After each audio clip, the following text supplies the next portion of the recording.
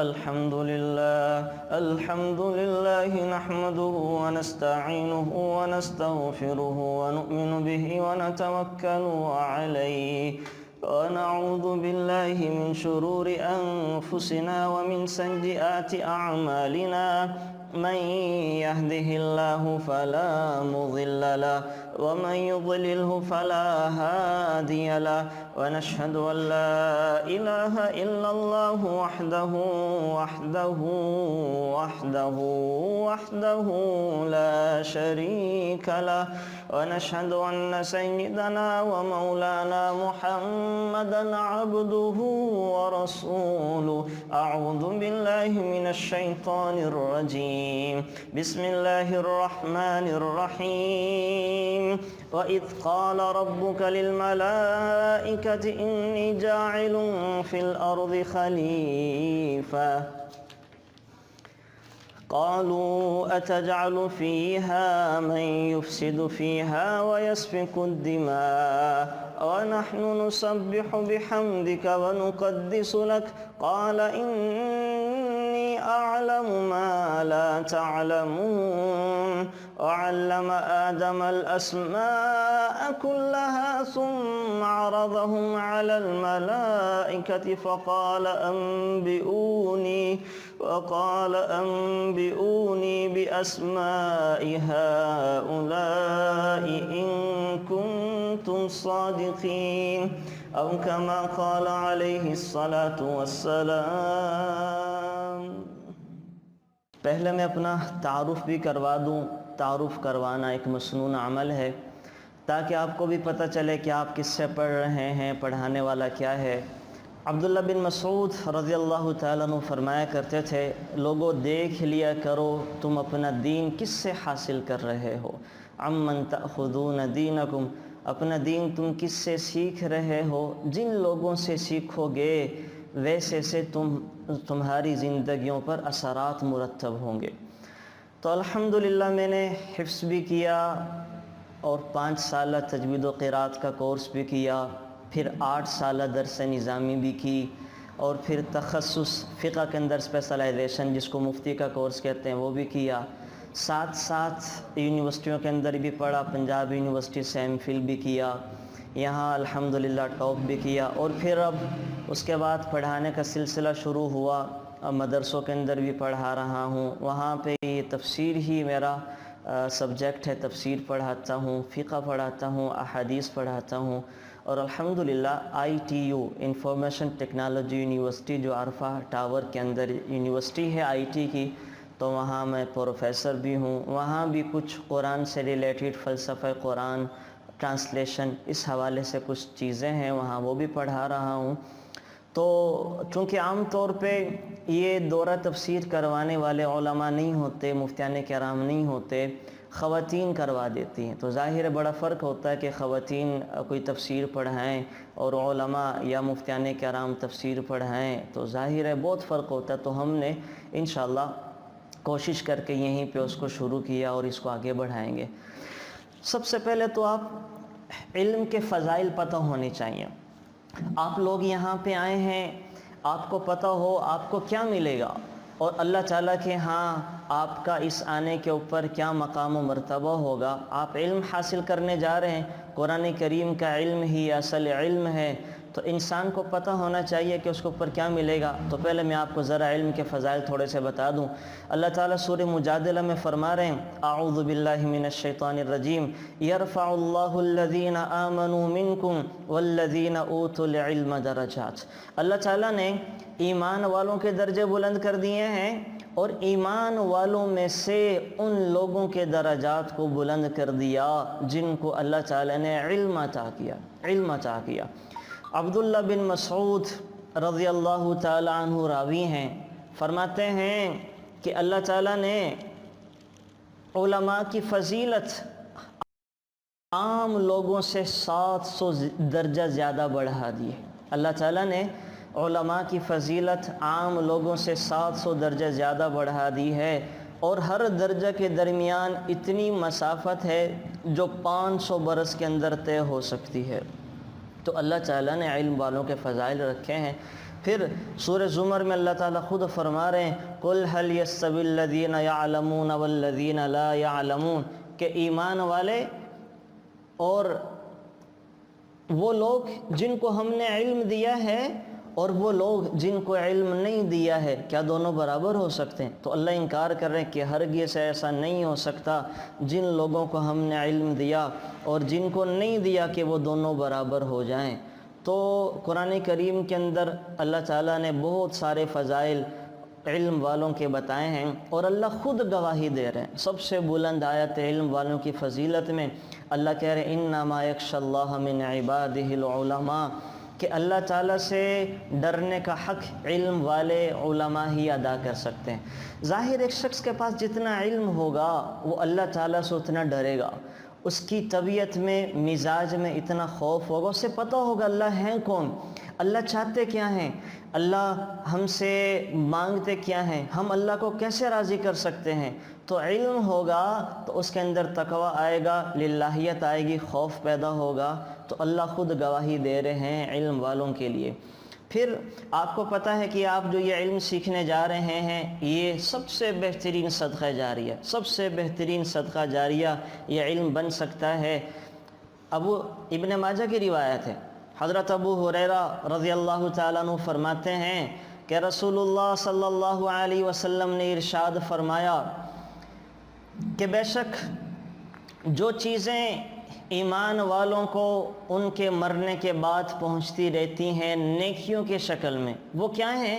وہ ان کے اعمال اور نیکیاں ہیں، اور ایک وہ علم ہے جو اس نے حاصل کیا اور پھیلایا اور نیک اولاد چھوڑ دی اور قرآن کریم کو اپنی میراث میں چھوڑ کے گیا، مسافر خانے تعمیر کروائے اور اپنی صحت اور جوانی میں اللہ کے راستے میں خرچ کرتا رہا، تو یہ سب سے زیادہ بہترین صدقہ جاریہ ہے۔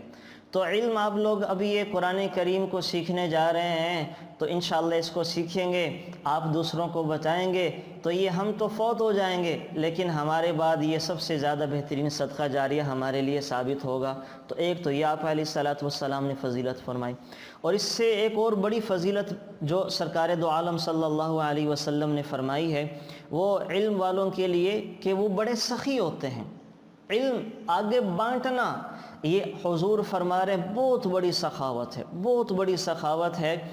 حضرت انس بن مالک رضی اللہ تعالیٰ عنہ سے روایت ہے، فرماتے ہیں کہ رسول اللہ صلی اللہ علیہ وسلم نے ارشاد فرمایا کیا تم جانتے ہو کہ سب سے بڑا سخی کون ہے؟ صحابہ نے جواب دیا اللہ اور اس کے رسول ہی خوب جانتے ہیں۔ آپ علیہ السلام نے فرمایا سب سے بڑا سخی اللہ ہیں، اللہ تعالیٰ کے بعد انسانوں میں سب سے بڑا سخی میں ہوں، اور میرے بعد سب سے بڑا سخی وہ شخص ہے جس نے علم حاصل کیا پھر اس کو پھیلایا۔ یہ شخص قیامت کے دن تنہا ایک امت کے برابر ہوگا۔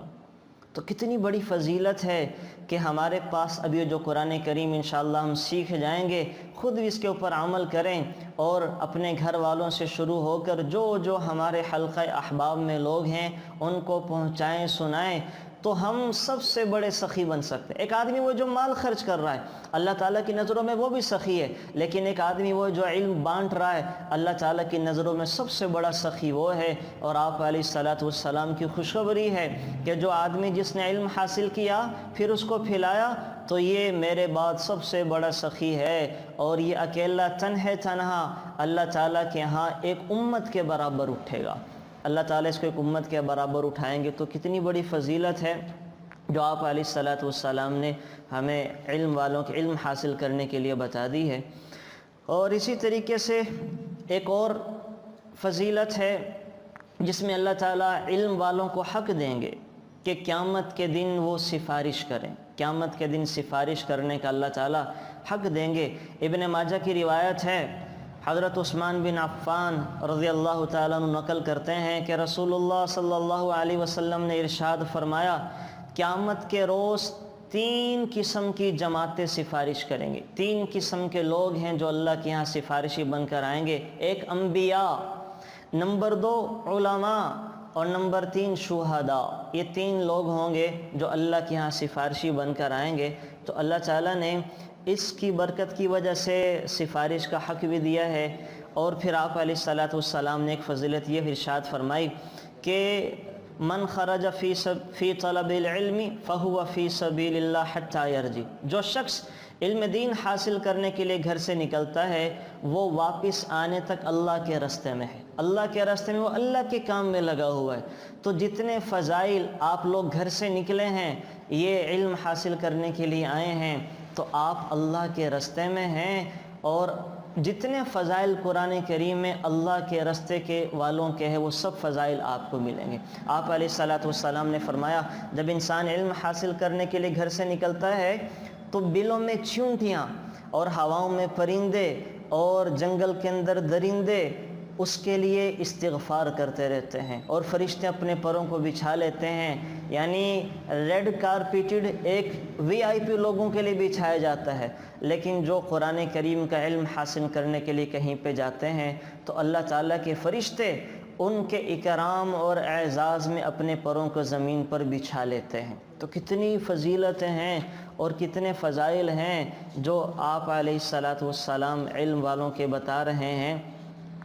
اور ایک عجیب بات آپ کو، ایک عجیب فضیلت سناؤں۔ سرکار دو عالم صلی اللہ علیہ وسلم نے جو علم حاصل کرنے والوں کے لیے فرمائی ہے، ہم دیکھیں لوگوں سے دعاؤں کا کہتے رہتے ہیں کہ ہمارے لیے دعا کریں، نیک لوگوں سے دعاؤں کی درخواست کرتے ہیں کہ ہمارے لیے دعا کریں، اور ایک ایسی فضیلت ہے علم والوں کے لیے کہ خود رسول اللہ صلی اللہ علیہ وسلم ان کے لیے دعا کر رہے ہیں۔ ہم سب کو اللہ کے نبی کی دعا لگ سکتی ہے، ہم سب کو لگ سکتی ہے اگر چاہیں تو۔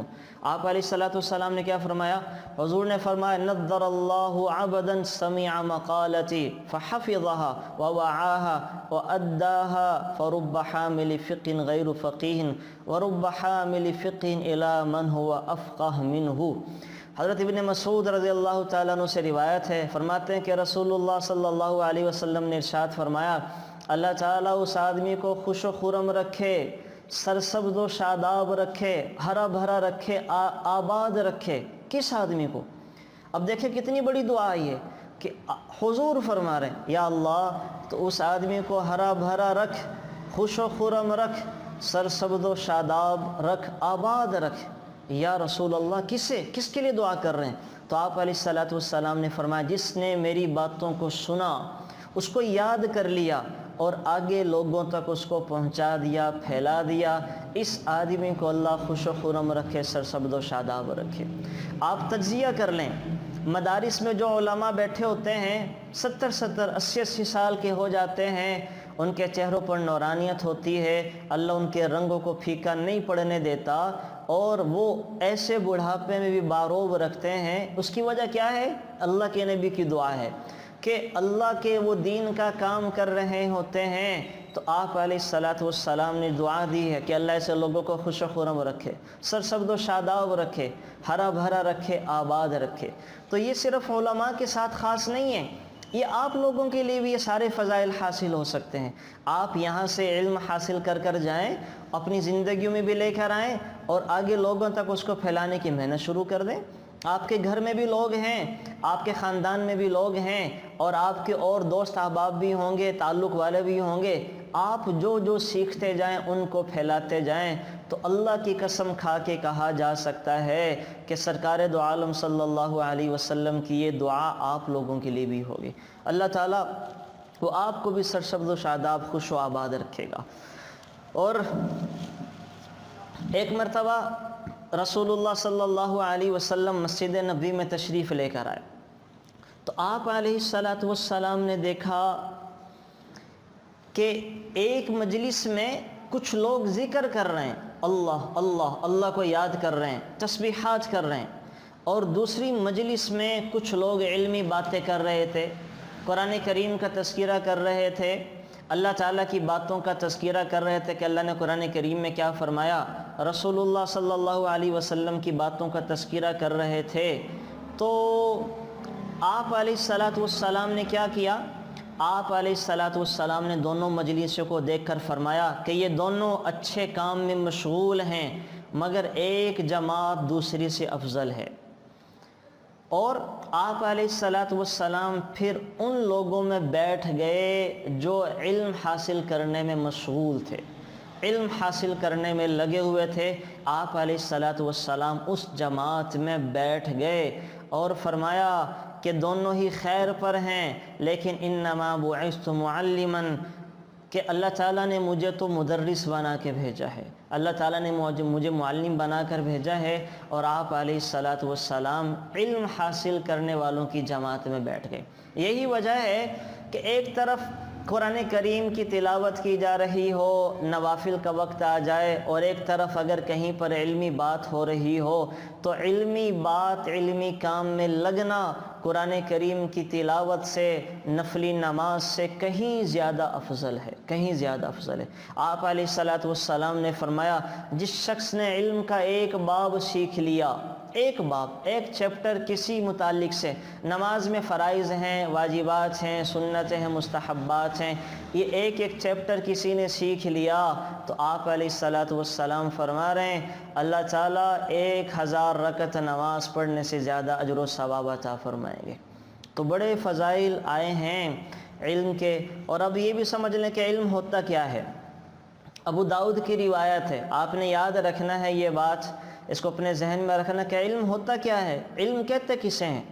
تو ابو داؤد شریف کی روایت ہے، عبداللہ بن عمر رضی اللہ تعالی عنہ رسول اللہ صلی اللہ علیہ وسلم کے ارشاد نقل کرتے ہیں کہ آپ علیہ الصلاۃ والسلام نے فرمایا العلم ثلاثۃ آیۃ محکمۃ او سنۃ قائمۃ او فریضۃ عادلۃ وما سوا ذلک فہو فضل۔ 3 چیزوں کا نام علم ہے۔ اللہ تعالیٰ نے 3 چیزوں کو علم قرار دیا ہے۔ ایک قرآن کریم کو حاصل کر لینا، قرآن کریم کا علم یہ اصل علم ہے، یہ بنیاد علم ہے۔ نمبر 2 سنت کا، یعنی سیرت کا علم، سنت کا علم، آپ علیہ الصلاۃ والسلام کے جو فرامین ہیں، آپ علیہ الصلاۃ والسلام کی جو تعلیمات اور احکامات ہیں، یہ علم ہے، یہ دوسرا۔ اور نمبر 3 فقہ کا علم، فقہ اور اصول فقہ، جس سے پتہ چلے گا ہماری زندگی کیسے گزرے گی، ہمارے شب و روز کیسے گزریں گے، ہم نے کاروبار کرنا ہے تو کیسے کرنا ہے، ہم نے شادی بیاہ کرنی ہے تو کیسے کرنی ہے، خوشیاں کیسے منانی ہیں، غمیوں کے کیا احکامات ہیں، یہ سب کچھ ہمیں فقہ سے جا کے پتہ چلے گا۔ فقہ کا علم ہمیں یہ بتائے گا کہ یہ نماز کیسے پڑھنی ہے، روزہ کب سے شروع ہوگا، کب ختم ہوگا، زکوٰۃ کس کس کے اوپر فرض ہے، کن کو دینی ہے، زکوٰۃ کا معیار نصاب کیا ہے، اور جناب حج کب کرنا ہے، کب نہیں کرنا ہے، کن حالات میں حج پر جا سکتے ہیں، کن حالات میں حج پر نہیں جا سکتے، یہ ساری معلومات ہمیں فقہ سے پتہ چلیں گی۔ تو 3 چیزوں کا نام علم ہے، قرآن کریم کا، نمبر 2 سنت کا، نمبر 3 فقہ اور اصول فقہ۔ اور فقہ اصول فقہ ہوتی کیا ہے؟ یہ قرآن و حدیث کا عطر ہے، قرآن و حدیث کا نچوڑ ہے۔ اللہ تعالیٰ جزائے خیر دے ہمارے فقہا کو کہ انہوں نے قرآن و احادیث کی ساری باتیں، ان کا خلاصہ اور اللہ کی منشا مراد کیا ہے وہ نکال کر ہمیں پیش کر دی، وہ ہمارے لیے آسان کر دیا۔ ورنہ یہ ایسے ہی ہے، بالکل ایسے ہی ہے کہ جیسے شہد کی مکھی نے جو کام کیا، شہد کی مکھی وہ بیچاری جگہ جگہ پھر کے پھولوں کا رس چوستی ہے، پھلوں کا رس چوستی ہے، جڑی بوٹیوں کا رس چوستی ہے، اور ساری قیمتی رسوں کو چوس لینے کے بعد شہد کی شکل میں انسان کو پیش کر دیتی ہے۔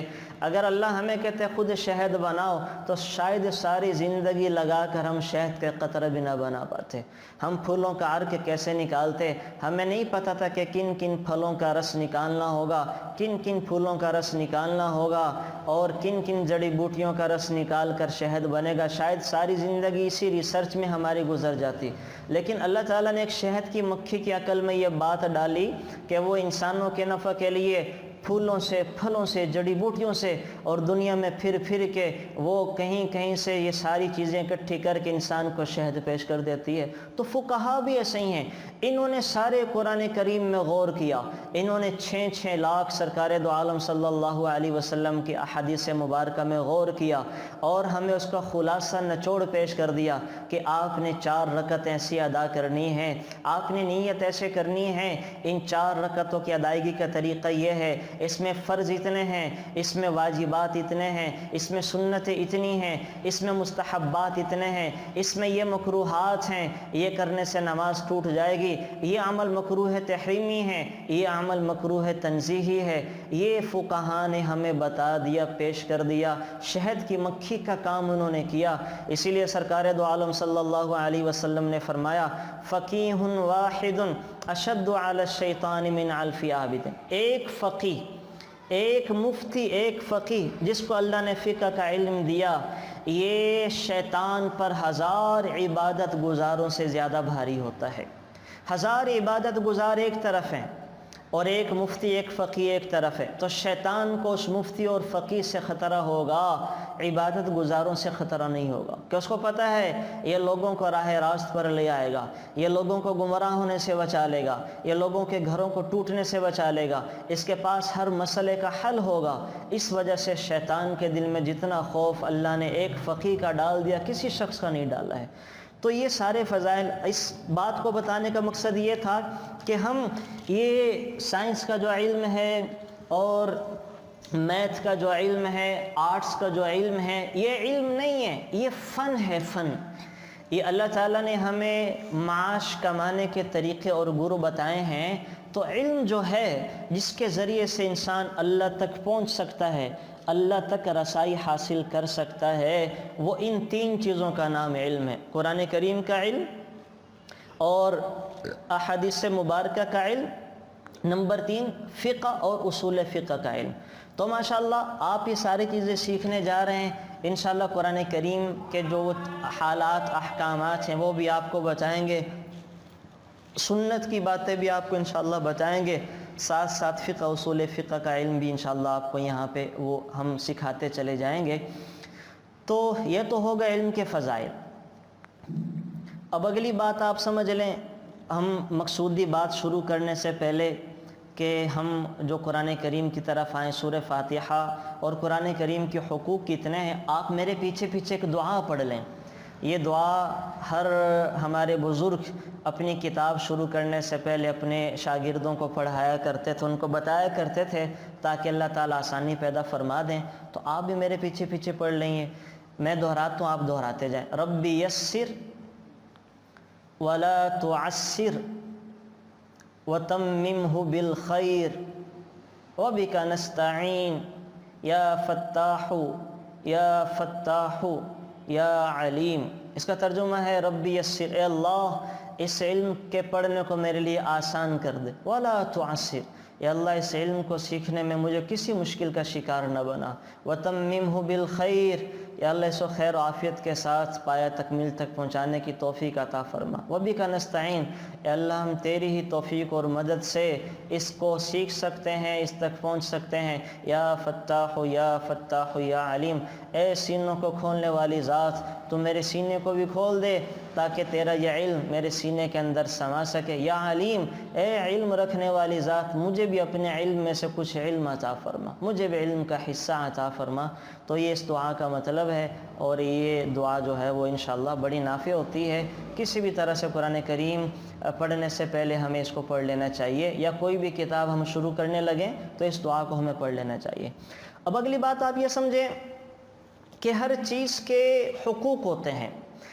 اللہ تعالیٰ نے ہمارے ذمے بہت سارے چیزوں کے حقوق عائد کیے ہیں، بہت ساری چیزیں ہمارے ذمے ہیں، ہمارے ذمے اللہ تعالیٰ کے حقوق بھی ہیں، ہمارے ذمے وہ سرکار دو عالم صلی اللہ علیہ وسلم کے حقوق بھی ہیں، ہمارے ذمے انسانوں کے حقوق بھی ہیں، ہمارے ذمے رشتہ داروں کے حقوق بھی ہیں، عورتیں ہیں ان کے ذمے خاوندوں کے حقوق ہیں، خاوند ہیں تو ان کے ذمے عورتوں کے حقوق ہیں، مائیں ہیں ان کے ذمے اولاد کے حقوق ہیں، بچے ہیں تو ان کے ذمے اپنے ماں باپ کے حقوق ہیں، بہن بھائیوں کے حقوق ہیں، رشتہ داروں کے حقوق ہیں، پڑوسیوں کے حقوق ہیں، سب کے حقوق ہیں، یہاں تک کہ ہماری شریعت نے تو جانوروں اور پرندوں تک کے حقوق بتائے ہیں۔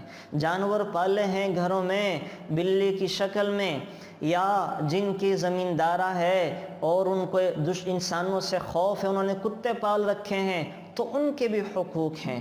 پرندوں کو پنجروں میں قید کر دیا تو ان کے بھی حقوق ہیں۔ ہر چیز کا اللہ تعالیٰ نے انسانوں کو حق بتلا دیا ہے، سکھا دیا ہے۔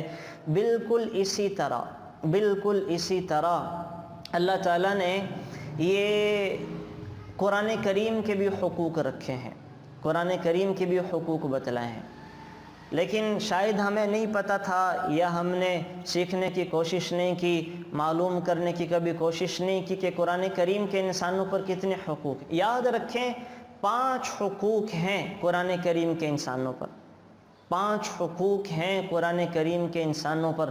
نمبر 1، قرآن کریم پر ایمان لانا، قرآن کریم کا پہلا حق۔ نمبر 2، قرآن کریم کی تلاوت کرنا، قرآن کریم کو پڑھنا، یہ قرآن کریم کا دوسرا حق ہے۔ نمبر 3، قرآن کریم کو سمجھنا، قرآن کریم کو سمجھنا، یہ قرآن کریم کا تیسرا حق ہے۔ نمبر 4، قرآن کریم پر عمل کرنا، یہ چوتھا حق ہے۔ نمبر 5، قرآن کریم کی تعلیمات کو آگے پوری انسانیت تک پہنچانا، یہ قرآن کریم کا 5واں حق ہے۔ یہ 5 حق ہے قرآن کریم کے جو ہمیں ادا کرنے پڑیں گے، جو بہر صورت ہمیں ادا کرنے پڑیں گے۔ لیکن اللہ ہمیں معاف فرمائے، ہماری اس طرف کبھی توجہ ہی نہیں گئی، ہم نے کبھی جاننے کی کوشش ہی شاید نہیں کری کہ قرآن کریم کے ہم پر کتنے حقوق ہیں۔ تو انشاءاللہ آج سے ہم ان حقوق کو جاننے کی کوشش بھی کریں گے اور ادا کرنے کا عزم بھی کرتے ہیں کہ قرآن کریم کے انسانوں پر کتنے حق ہیں۔ نمبر 1، قرآن کریم پر ایمان لانا۔ قرآن کریم پر ایمان لانے کا مطلب کیا ہے؟ پہلے آپ اس کو سمجھیں کہ قرآن کریم پر ایمان لانا کیا ہے، اس کا مطلب کیا ہے۔ الحمدللہ ہم سارے ہی قرآن کریم پر ایمان رکھتے ہیں، ہم سب کا ایمان ہے قرآن کریم پر اور سبھی قرآن کریم پر ایمان لے کر آتے ہیں۔ لیکن قرآن کریم کی بہت ساری آیات ایسی ہیں کہ جن کا ہمیں مطلب نہیں پتہ، مراد نہیں پتہ۔ مثلا اللہ تعالیٰ نے قرآن کریم میں جنت کا ذکر کیا، ہم نے جنت کو نہیں دیکھا ہے، لیکن پھر بھی ہم ایمان لے کر آتے ہیں کہ ہاں سرکار دو عالم صلی اللہ علیہ وسلم نے جنت کے بارے میں بتایا ہے، اللہ نے قرآن کریم میں ذکر کیا ہے، ہم ایمان لے کر آتے ہیں، بن دیکھے ایمان لے کر آتے ہیں۔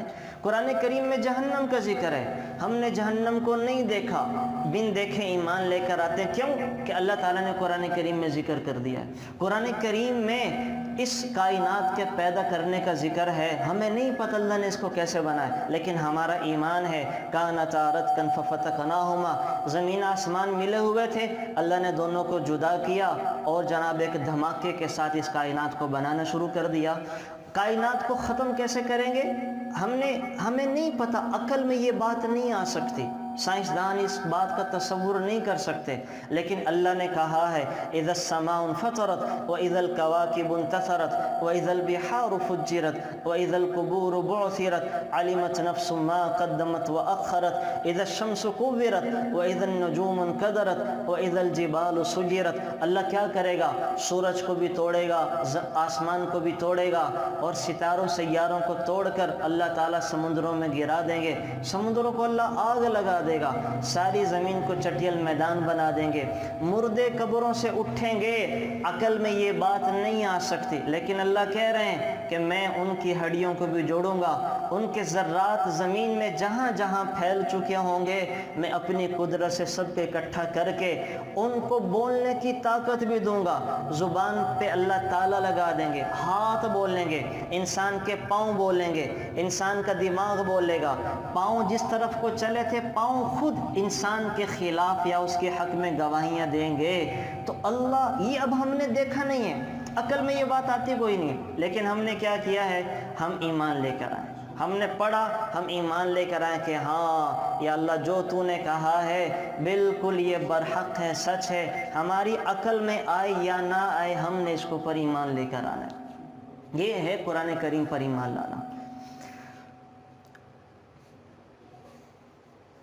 قرآن کریم میں اللہ تعالیٰ فرما رہے ہیں ثم استوى علی العرش، اللہ تعالیٰ نے زمین آسمان بنائی اور عرش کے اوپر جلوہ فروز ہو گئے۔ اب سوال پیدا ہوتا ہے کہ اللہ عرش کے اوپر کیسے بیٹھے ہوئے ہیں؟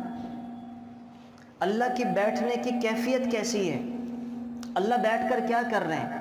تو ہم نے کیا کرنا ہے؟ امام مالک رحمۃ اللہ علیہ سے سوال کیا گیا کہ اس آیت کا مطلب کیا ہے، کیا مطلب ہے؟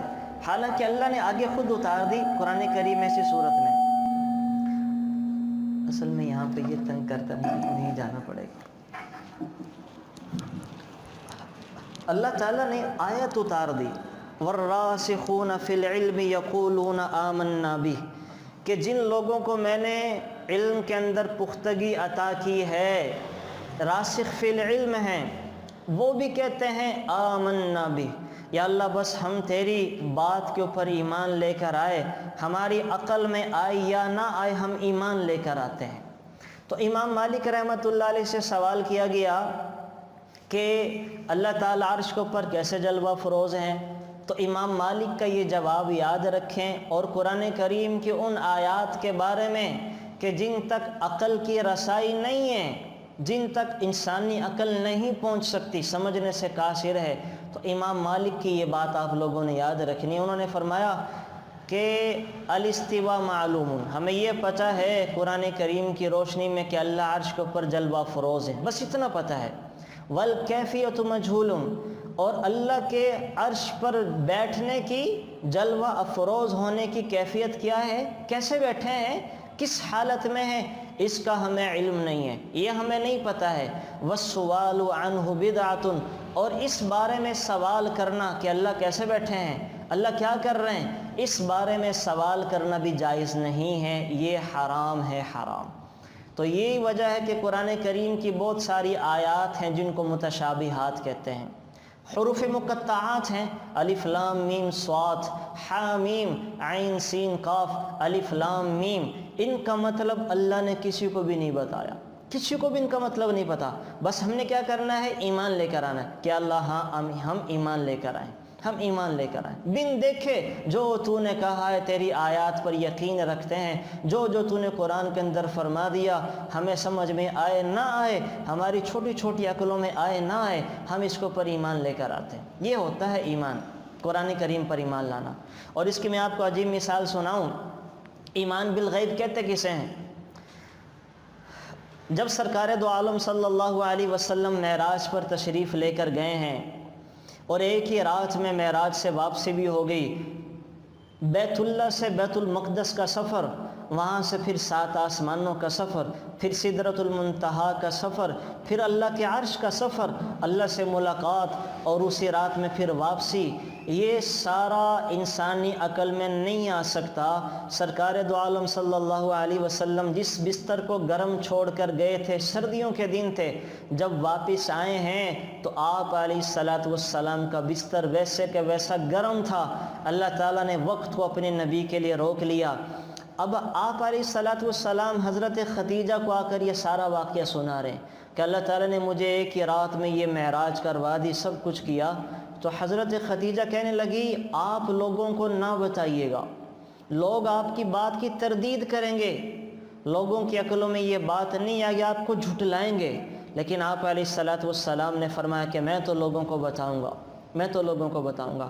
آپ نے جا کے یہ سارا واقعہ لوگوں کو سنایا، تو اس مجمع میں سے ایک آدمی دوڑا ابو بکر صدیق کے پاس گیا۔ وہ کیوں گیا؟ کہ اس کو پتہ تھا کہ ابو بکر صدیق اور محمد صلی اللہ علیہ وسلم میں بڑی گہری دوستی ہے، تو آج یہ موقع ہے، معاذ اللہ محمد صلی اللہ علیہ وسلم اور ابو بکر کی دوستی کو ختم کرنے کا بہترین موقع ہے۔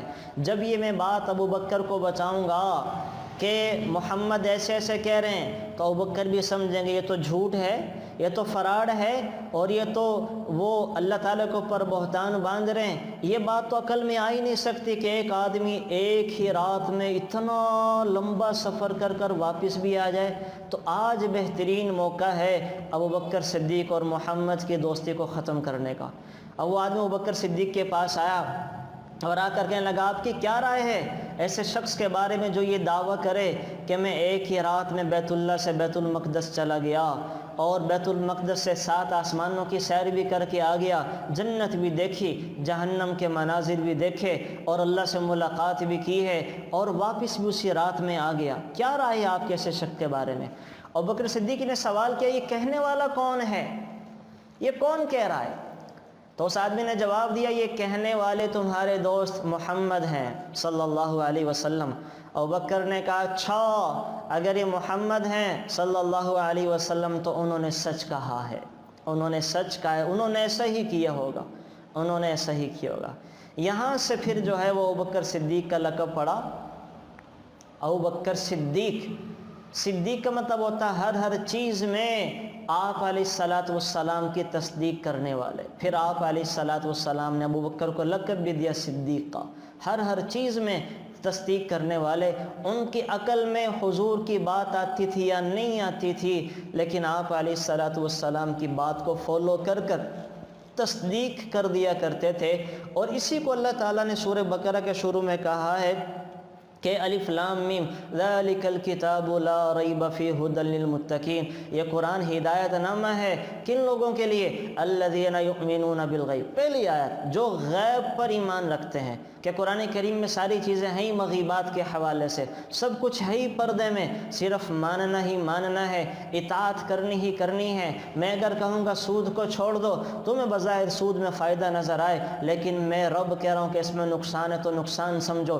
میں رب کہہ رہا ہوں کہ جہنم کی آگ بڑی خطرناک ہے تو یقین کرو۔ میں رب کہہ رہا ہوں کہ جنت کی نعمتیں بڑی شاندار ہیں تو یقین کرو۔ میں رب کہہ رہا ہوں کہ جاسوسی کو چھوڑ دو تو چھوڑ دو۔ میں رب کہہ رہا ہوں کہ بہتان تراشی کو چھوڑ دو تو تم چھوڑ دو۔ میں رب کہہ رہا ہوں کہ تم غیبتیں کرنے کو چھوڑ دو، تمہارا نقصان ہے تو تم چھوڑ دو۔ میں رب کہہ رہا ہوں جیسے سے بھی حالات ہو تم نماز کو ادا کرو تو تم ادا کرو، اسی میں تمہارا فائدہ ہے۔ ان چیزوں کو سمجھ میں آئے نہ آئے، بس اللہ کی بات پر یقین رکھنا، یہ ہے ایمان بالغیب۔ یہ قرآن کریم کا پہلا تقاضا ہے کہ قرآن کریم پر ایمان لانا۔ اس میں بڑے بڑے پھسل جاتے ہیں، بڑے بڑے پھسل گئے۔ ہمارے بر صغیر کے جو ہمیں انگریزی تعلیم لانے والے سر سید احمد خان ہیں، وہ پھسل گیا، اتنا ذہین قابل آدمی، لیکن وحی کے مقابلے میں عقل کا استعمال کیا اور اس نے قرآن کریم کے سارے معجزوں کا انکار کر دیا۔ اس نے جنت کا انکار کر دیا۔ اس نے کہا جنت کوئی ایک نعمتوں کی جگہ نہیں ہے، جہنم کوئی اللہ کا عذاب خانہ نہیں ہے۔ آپ علیہ الصلاۃ والسلام کے سارے معجزوں کا انکار کر دیا کہ کوئی نہیں۔ آپ علیہ الصلاۃ والسلام نے چاند کے 2 ٹکڑے کیے، تو اس نے قرآن کریم میں تعویل کرنا شروع کر دی۔ اس نے کہا دنیا میں خوشی کا نام جنت ہے اور دنیا کے اندر غمی کا نام جہنم ہے۔ اس نے اس طرح کی تعویلات کی۔ اب کتنا بڑا آدمی تھا، لیکن قرآن کے مقابلے میں عقل کے گھوڑوں کو دوڑایا تو اللہ تعالیٰ نے گمراہ کر دیا۔ مسلمانوں کے کام بھی آیا، لیکن گمراہی کے گڑھے کے اندر ڈل گیا اور وہ نیچری فرقے کا ایک الگ سے غلط فرقے کی بنیاد رکھ کے چلا گیا۔ تو وہ سارے لوگ ہیں کہ جو قرآن کریم پر ایمان لے کر نہیں آئے، مسلمان ہو کر بھی آیات کو نہیں سمجھا، آیات میں اپنی مرضی کے مطالب نکالے ہیں، اللہ نے گمراہ کر دیا۔ تو بہرحال پہلا کام قرآن کریم پر ایمان لانا، تو الحمدللہ وہ ہم سب رکھتے ہیں، ہمارا سب کا قرآن کریم پر ایمان ہے۔ نمبر 2 جو قرآن کریم کا حق ہے وہ قرآن کریم کی تلاوت کرنا، قرآن کریم کو پڑھنا۔ 2 چیزیں ہیں، ایک ہے قرآن کریم کی تلاوت کرنا، اس کو پڑھنا، اور ایک ہے قرآن کریم کی صحیح تلاوت کرنا، قرآن کریم کو اس کی ادائیگی مخارج کے ساتھ ادا کرنا جو اللہ تعالیٰ نے قرآن کریم میں حکم دیا ہے، وَرَتِّلِ الْقُرْآنَ تَرْتِيلًا، قرآن کریم کو ٹھہر ٹھہر کے پڑھو، آہستہ آہستہ پڑھو، جو سرکار دو عالم صلی اللہ علیہ وسلم نے حکم دیا، جوِّدُ القرآن، قرآن کریم کو تجوید کے ساتھ پڑھو۔ تو قرآن کریم کو پڑھنا، تلاوت کرنا الگ سے حکم ہے، اور قرآن کریم کی صحیح تلاوت کرنا ادائیگی مخارج کے ساتھ الگ سے حکم ہے۔ اب دونوں چیزوں پر میں تھوڑی تھوڑی بات کرتا ہوں۔ قرآن کریم کی تلاوت کرنا رمضان میں تو پورے قرآن کریم میں سرکار دو عالم صلی اللہ علیہ وسلم کا معمول تھا کہ حضرت جبرائیل علیہ السلام کے ساتھ ایک دور کیا کرتے تھے، اور آخری رمضان میں آپ نے 2 قرآن کریم کا دور کیا۔ تو رمضان میں تو اس کو پڑھنا، اور ہمارے بزرگوں کا معمول، حضرت عثمان غنی کا معمول تھا، حضرت عثمان غنی رضی اللہ تعالیٰ عنہ، وہ روزانہ رات کو پورے قرآن کریم کی تلاوت کیا کرتے تھے، پوری رات میں روزانہ۔ رمضان میں تو پھر ہمارے ائمہ امام اعظم ابو حنیفہ رحمۃ اللہ علیہ کے بارے میں 61 قرآن کریم ہے، ایک دن کا قرآن، ایک رات کا قرآن، ایک تراویح کا قرآن، 30 روزے ہوتے تو 61 قرآن کریم پڑھ لیا کرتے تھے۔ تو رمضان میں تو ہم کرتے ہی ہیں، لیکن عام دنوں میں بھی، عام دنوں میں کم از کم ایک سال کے اندر قرآن کریم کی تلاوت کرنا، علماء نے لکھا ہے قرآن کریم کا حق ہے۔ جس نے ایک سال میں بھی قرآن کریم کو نہیں مکمل کیا، اس نے قرآن کا حق ادا نہیں کیا، قرآن کریم کے حق کی ادائیگی میں اس نے حق تلفی کی۔ تو کم از کم معمول تو یہ ہونا چاہیے کہ ہم ہر مہینے میں ایک قرآن کریم مکمل کریں، روزانہ ایک پارے کی تلاوت کرنا، ایک مہینے میں قرآن کریم ہو جائے گا۔ اگر خدا نخواستہ یہ نہ ہوتا تو پورے سال میں ضرور اہتمام کریں کہ قرآن کریم کی تلاوت ہو جائے اور قرآن کریم کو پڑھ لیا جائے۔ اس کا تو ضرور آپ اہتمام کر لیں، عادت بنا لیں قرآن کریم کی تلاوت کرنا۔ نمبر 2 کام، قرآن کریم کی صحیح تلاوت کرنا۔ آپ میں سے بہت سارے لوگوں نے قرآن کریم کی تلاوت کی ہوگی، کرتے ہوں گے، انشاءاللہ رمضان میں اب کریں گے بھی، لیکن صحیح تلاوت سیکھی نہیں ہوگی۔ اور صحیح تلاوت نہ سیکھنے سے کتنے مسائل ہوتے ہیں، میں آپ کو بتاتا ہوں کہ ترجمہ کیا بن جاتا ہے، مطلب کہاں سے کہاں بگڑ جاتا ہے۔ ایک آدمی نے نماز پڑھنا شروع کر دیا اور پڑھا الحمدللہ رب العالمین، ہا کے ساتھ مطلب بنے گا تمام تعریفیں اللہ کے لیے ہیں، یہ بالکل ٹھیک ہے، الحمدللہ رب العالمین تمام تعریفیں اللہ کے لیے ہیں، بالکل ٹھیک ہے۔ لیکن اگر کسی نے پڑھا الحمدللہ بجائے ہا کے ہا پڑھ دی، جو لاہوری ہا جیسے ہم 2 چشموں والی ہا لکھتے ہیں، تو مطلب بنے گا تمام موتیں اللہ کے لیے ہیں، اللہ ہی مرے گا اور کائنات میں کوئی نہیں مرے گا۔ اب معاذ اللہ یہ مطلب ہی بگڑ گئے، ایسے شخص کی نماز ٹوٹ گئی، اس کی نماز ہی نہیں ہوئی، وہ روزانہ جاتا ہے اور معاذ اللہ نماز میں اللہ کو گالیاں دے کے آ جاتا ہے۔ اسی لیے تو سرکار دو عالم صلی اللہ علیہ وسلم نے فرمایا کہ میری امت میں سے بعض وہ لوگ ہوں گے جو 60 سال تک نمازیں پڑھیں گے، لیکن ان کی ایک نماز بھی اللہ کی ہاں قبول نہیں ہوگی۔ کیا ہوگا کہ کسی کا رکوع ٹھیک نہیں، کسی کا سجدہ ٹھیک نہیں ہے، کسی کا قیام ٹھیک نہیں ہے، اور کسی کی تلاوت ٹھیک نہیں ہے۔ اس نے قرآن پڑھنا سیکھا ہی نہیں ہے، اس نے قرآن کو تلاوت کرنا صحیح مخارج کے ساتھ سیکھے ہی نہیں ہے، اتنی بڑی غلطیاں کرتا ہے۔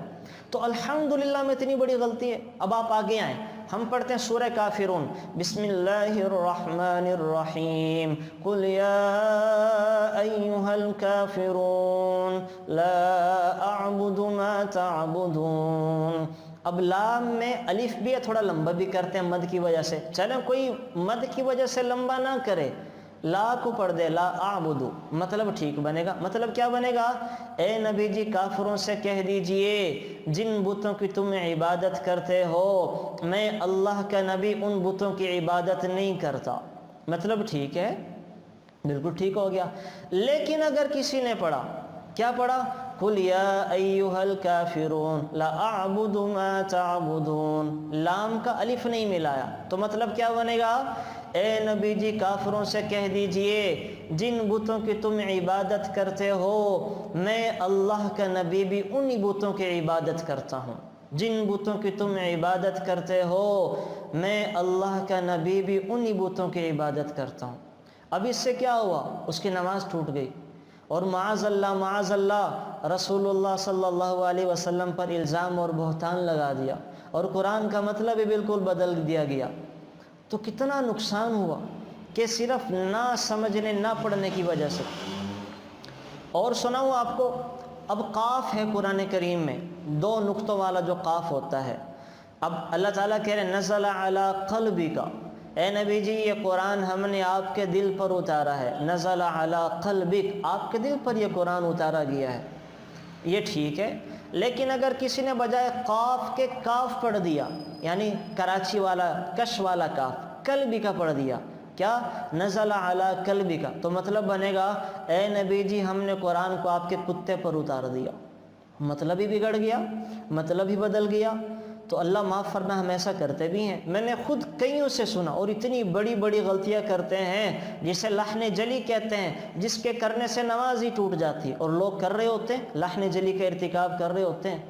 تو گزارش یہ ہے کہ قرآن کریم کی تلاوت بھی کریں اور صحیح تلاوت کریں، تھوڑی کر لیں لیکن صحیح کر لیں، غنہ مد شد کے ساتھ کر لیں، صحیح حروف کی ادائیگی سیکھ کر وہ کر لیں، تو قرآن کریم کی صحیح تلاوت کرنا یہ قرآن کریم کا دوسرا حق ہے۔ قرآن کریم کو پڑھنا، اس کی تلاوت کرنا، یہ قرآن کریم کا دوسرا حق ہے۔ نمبر 3، قرآن کریم کو سمجھنا۔ قرآن کریم کو سمجھنا یہ ان دونوں سے زیادہ اہم ہے۔ اللہ معاف فرمائے، ہم قرآن کریم پر ایمان بھی لے آئے، قرآن کریم کی تلاوت بھی کسی نہ کسی درجے میں کرتے ہیں، لیکن قرآن کریم کو سمجھتے نہیں ہیں، قرآن کریم کو سمجھنے سے قاصر ہیں، سمجھنے کی کوشش نہیں کرتے۔ ہمیں نہیں پتہ کہ قرآن کریم کے کتنے احکامات ہیں، ہمیں نہیں پتہ کہ قرآن کریم میں اللہ تعالیٰ کیا کیا فرما رہے ہیں، ہمیں نہیں پتہ کہ قرآن کریم کے احکامات کتنے ہیں، ہمیں نہیں پتہ کہ قرآن کریم میں اللہ تعالیٰ نے کتنی چیزوں سے ہمیں منع کیا ہے اور روکا ہے، ہمیں نہیں پتہ کہ قرآن کریم میں حلال کردہ چیزیں کتنی ہیں، حرام کردہ چیزیں کتنی ہیں، ہمیں ان چیزوں کا نہیں پتہ۔ کیوں پتہ کیوں نہیں ہے؟ ہم نے سیکھا ہی نہیں ہے، کبھی سیکھنے کی کوشش نہیں کی۔ تو قرآن کریم کو سمجھنا یہ شاید پڑھنے سے زیادہ اہم اور ضروری ہے۔ میں آپ کو اس کی مثال دے کے سمجھاتا ہوں۔ اصل میں پہلے یہ سمجھے قرآن کریم ہے کیا؟ یہ اللہ تعالیٰ کے میسیجز ہیں، اللہ تعالیٰ کے پیغامات ہیں انسانوں کے نام۔ یہ بالکل ایسے ہی ہے کہ جیسے ایک بادشاہ نے اپنے کسی وزیر کو ایک خط دیا، یا بلکہ آپ یہ کہہ لیں کہ بادشاہ نے دیہات میں سے کسی شخص کو بلایا کہ بھئی میرے پاس آؤ۔ اب وہ دیہاتی بادشاہ کے پاس گیا، بادشاہ نے ایک خط دیا کہ بھئی اس میں کچھ کرنے کے کام ہیں اور کچھ نہ کرنے کے کام ہیں، تو 1 مہینے کی تمہارے پاس مہلت ہے، جن کاموں کو کرنے کا حکم دیا ہے ان کو بجا لانا، اور جن کاموں سے میں نے روکا ہے ان سے رک جانا، یہ تمہارے ذمے 1 مہینے کا کام ہے۔ اب وہ دیہاتی کیا کرتا ہے؟ بادشاہ کا خط لے کر وہ اپنے دیہات میں جاتا ہے، اپنے گاؤں میں جاتا ہے، اور لوگوں کو بادشاہ کا خط دکھاتا پھر رہا ہے اور اعلان کرا، دیکھو میرے نام بادشاہ کا خط آیا ہے، بادشاہ نے مجھے خط دیا ہے۔ اور روزانہ صبح اٹھ کر کیا کرتا ہے؟ اس خط کو چومتا ہے، بوسے دیتا ہے اور لوگوں کو دکھاتا پھرتا، دیکھو میرے نام بادشاہ کا خط آیا ہے۔ لیکن جو خط میں لکھا ہے اس نے پڑھ کے دیکھا ہی کوئی نہیں ہے، خط میں جو کرنے کے کام تھے ان کو کرنے کی کوشش ہی نہیں کی، اور جن چیزوں سے بچنے کا کہا تھا ان سے بچنے کی اس نے کوشش ہی نہیں کی۔ 1 مہینہ پورا ہو گیا، اب آپ بادشاہ کے دربار میں وہ گیا، اب آپ مجھے امانت داری سے بتائیں کہ وہ آدمی اگر جا کر یہ جواب دے کہ بادشاہ سلامت، میں روزانہ اٹھ کر آپ کے خط کو چومتا تھا، خوشبو لگاتا تھا، بڑے میں نے اس کو ایک غلاف کے اندر چھپا کے سنبھال کے رکھا ہوا تھا، تو بادشاہ اس کی اس بات سے خوش ہوگا؟ بادشاہ خوش نہیں ہوگا، ناراض ہوگا۔ بادشاہ کہے گا اللہ کے بندے، جو اس کے اندر کرنے کے کام تھے تو نے کیے نہیں، جن چیزوں سے میں نے بچنے کا کہا تھا تو نے پرہیز نہیں کیا، تو میرا نافرمان نکلا ہے۔ بادشاہ پکڑ کے اس کو جیل خانے میں ڈال دے گا کہ یہ اس کے بوسے دینے میں لگا رہا، اس کو خوشبو لگانے میں لگا رہا اور میری بات نہیں مانی ہے اس نے۔ بادشاہ ناراض ہوگا، ہم نے بھی یہ کیا۔ اللہ تعالیٰ نے ہمیں ایک پیغام، ہدایت نامہ قرآن کریم کی شکل میں دیا تھا، ہم نے بڑے عمدہ قسم کے اس کے غلاف بنائے، اس کے جلدان بنائے، اونچی جگہوں میں طاقچوں میں سنبھال کے رکھا، برکت کے لیے استعمال کیا، بچیوں کی شادی کے موقع پر قرآن کریم کا سایہ کیا، اس کے نام کی قسمیں کھائی، لیکن روزانہ پڑھ کے نہیں دیکھتے تھے، کبھی کبھی اٹھا کے اس کو بوسے بھی دیے، آنکھوں اور ماتھوں پر بھی لگایا، لیکن کبھی یہ ہمت نہیں کرتے تھے کہ قرآن کریم کے اندر اللہ فرما کیا رہے ہیں، اس کے اندر احکامات کتنے ہیں، اس کے اندر نہ کرنے کے کام کتنے ہیں۔ تو اس طرح جب ہماری زندگی کا وقت پورا ہوگا، اللہ ہم سے پوچھے گا، میرے بندے میں نے تمہارے نام اپنا پیغام چھوڑا تھا، میں نے تمہیں ایک میسج دیا تھا، پیغام چھوڑا تھا، میسج دیا تھا، میرے پیغام کو کتنا سمجھا، اس پر کتنا عمل کیا، اس کو کتنا سمجھ کر آئے ہو؟ تو ہم کہیں کہ ہمارے پاس وقت نہیں تھا، ہمارے پاس حالات نہیں تھے، ہمارے پاس سمجھنے کو وقت سمجھانے والا کوئی نہیں تھا، ہمارے پاس وہ مواقع نہیں تھے، اللہ کوئی بہانہ کسی انسان کا نہیں سنیں گے، کسی شخص کا کوئی بہانہ اللہ تعالیٰ نہیں سنیں گے۔ اور یاد رکھیں آج کے زمانے میں قرآن کریم کا سمجھنا جتنا آسان ہو گیا کبھی نہیں تھا۔ آج تو ہر چیز کیلکولیٹ ہو گئی ہے۔ آپ دیکھیں، ایک تو اللہ خود گواہی دے رہے ہیں، اللہ کہہ رہے ہیں وَلَقَدْ يَسَّرْنَا الْقُرْآنَ لِلذِّكْرِ فَهَلْ مِن مُدَّكِرٍ، ہم نے قرآن کریم کو نصیحت کے لیے، سمجھنے کے لیے آسان کر دیا، ہے کوئی سمجھنے والا؟ ہم نے قرآن کریم پڑھنے کے لیے آسان کر دیا، ہے کوئی پڑھنے والا؟ ہم نے سمجھنا اس کا بہت آسان کر دیا، ہر عمر میں ہر کوئی اس کو سمجھ سکتا ہے، اس کے پیغامات بڑے آسان اور واضح ہیں، ہے کوئی سمجھنے والا؟ ہے کوئی سمجھنے والا؟ قرآن کریم کے اندر 84,000 اب تو الفاظ بھی گنے جا چکے ہیں، 84,300 الفاظ ہیں جو قرآن کریم کے اندر استعمال ہوئے، اور وہ بار بار ریپیٹ ہو کے آ رہے ہیں، مثلا یہ اقیم الصلاۃ وآتوا الزکاۃ، یہ جگہ جگہ آپ قرآن کریم میں دیکھتے ہوں گے، اس کا ترجمہ کیا ہے؟ لوگوں نماز ادا کرو، زکوٰۃ دو۔ اب یہ تقریباً 700 مرتبہ یہ الفاظ استعمال ہوئے ہیں۔ اگر کسی نے ایک دفعہ اس کا ترجمہ یاد کر لیا، اقیم الصلاۃ وآتوا الزکاۃ، لوگوں نماز پڑھو، زکوٰۃ دو، تو اس سے 700 الفاظ کا ترجمہ یاد ہو گیا۔ یا ایھا الذین آمنوا، اللہ تعالیٰ جگہ جگہ استعمال کرتے ہیں، یا ایھا الذین آمنوا، اے ایمان والو، اتنا اس کا ترجمہ، اے ایمان والو، اے ایمان والو۔ جس شخص نے ایک دفعہ اس کا ترجمہ یاد کر لیا تو اس نے گویا کہ 88 مرتبہ یہ استعمال ہوا ہے، اس نے 88 آیات کا ترجمہ یاد کر لیا۔ اب یہ اچھا، پھر یہ 84,000 الفاظ، ان کو یہ جو قرآن کریم میں استعمال ہوئے ہیں، جو ورب ہیں اور جو ناؤن ہیں، یعنی جو افعال ہیں اور جو اسماء ہیں، وہ 2000 مرتبہ سارے ملا کے جو قرآن کریم کے الفاظ ہیں، وہ ناؤن کی شکل میں ہوں یا ورب کی شکل میں ہوں، وہ 2000 مرتبہ استعمال ہوئے ہیں، 2000۔ اور 2000 میں سے بھی 500 الفاظ وہ ہیں جو اردو میں ہم استعمال کرتے ہیں، مثلا جسم ہے قرآن کریم میں استعمال ہو، ہم اردو میں استعمال کرتے ہیں۔ ارض ہے، ہم اراضی، ہماری اراضی، آپ کی اراضی کتنی ہے، اردو میں استعمال ہوا ہے۔ جنت ہے، اردو میں استعمال ہوتا ہے۔ جہنم ہے، اردو میں استعمال ہوتا ہے۔ جنات ہیں، اردو کا الفاظ ہے۔ ملائکہ ہے، فرشتوں کا نام، فرشتوں کا عربی میں کہتے ملائکہ، جو اردو میں استعمال ہوتا ہے۔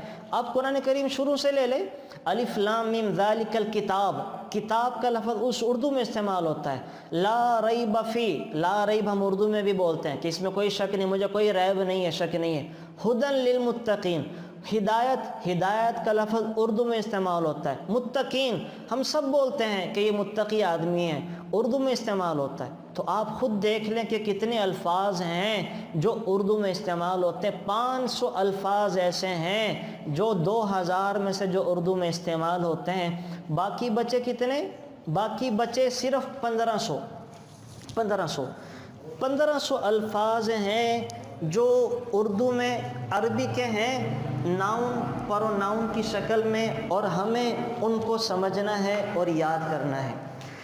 لیکن ہماری آپ بے حسی اور بے بسی دیکھیں کہ ہم وہ 1500 الفاظ استعمال نہیں کر پاتے، ہم وہ 1500 الفاظ یاد نہیں کر پاتے۔ ہم لوگوں نے آکسفورڈ کی ڈکشنری یاد کر لی، ہم لوگوں نے سائنس کے جتنے فارمولے تھے وہ سارے یاد کر لیے، ہم لوگوں نے جتنے میتھمیٹکس کے فارمولے تھے سارے یاد کر لیے، ہم لوگوں نے جتنے انگلش ویکیبلری تھی ساری یاد کر لی، لیکن نہیں یاد کیا تو قرآن کریم کے یہ 1500 الفاظ یاد نہیں کیے۔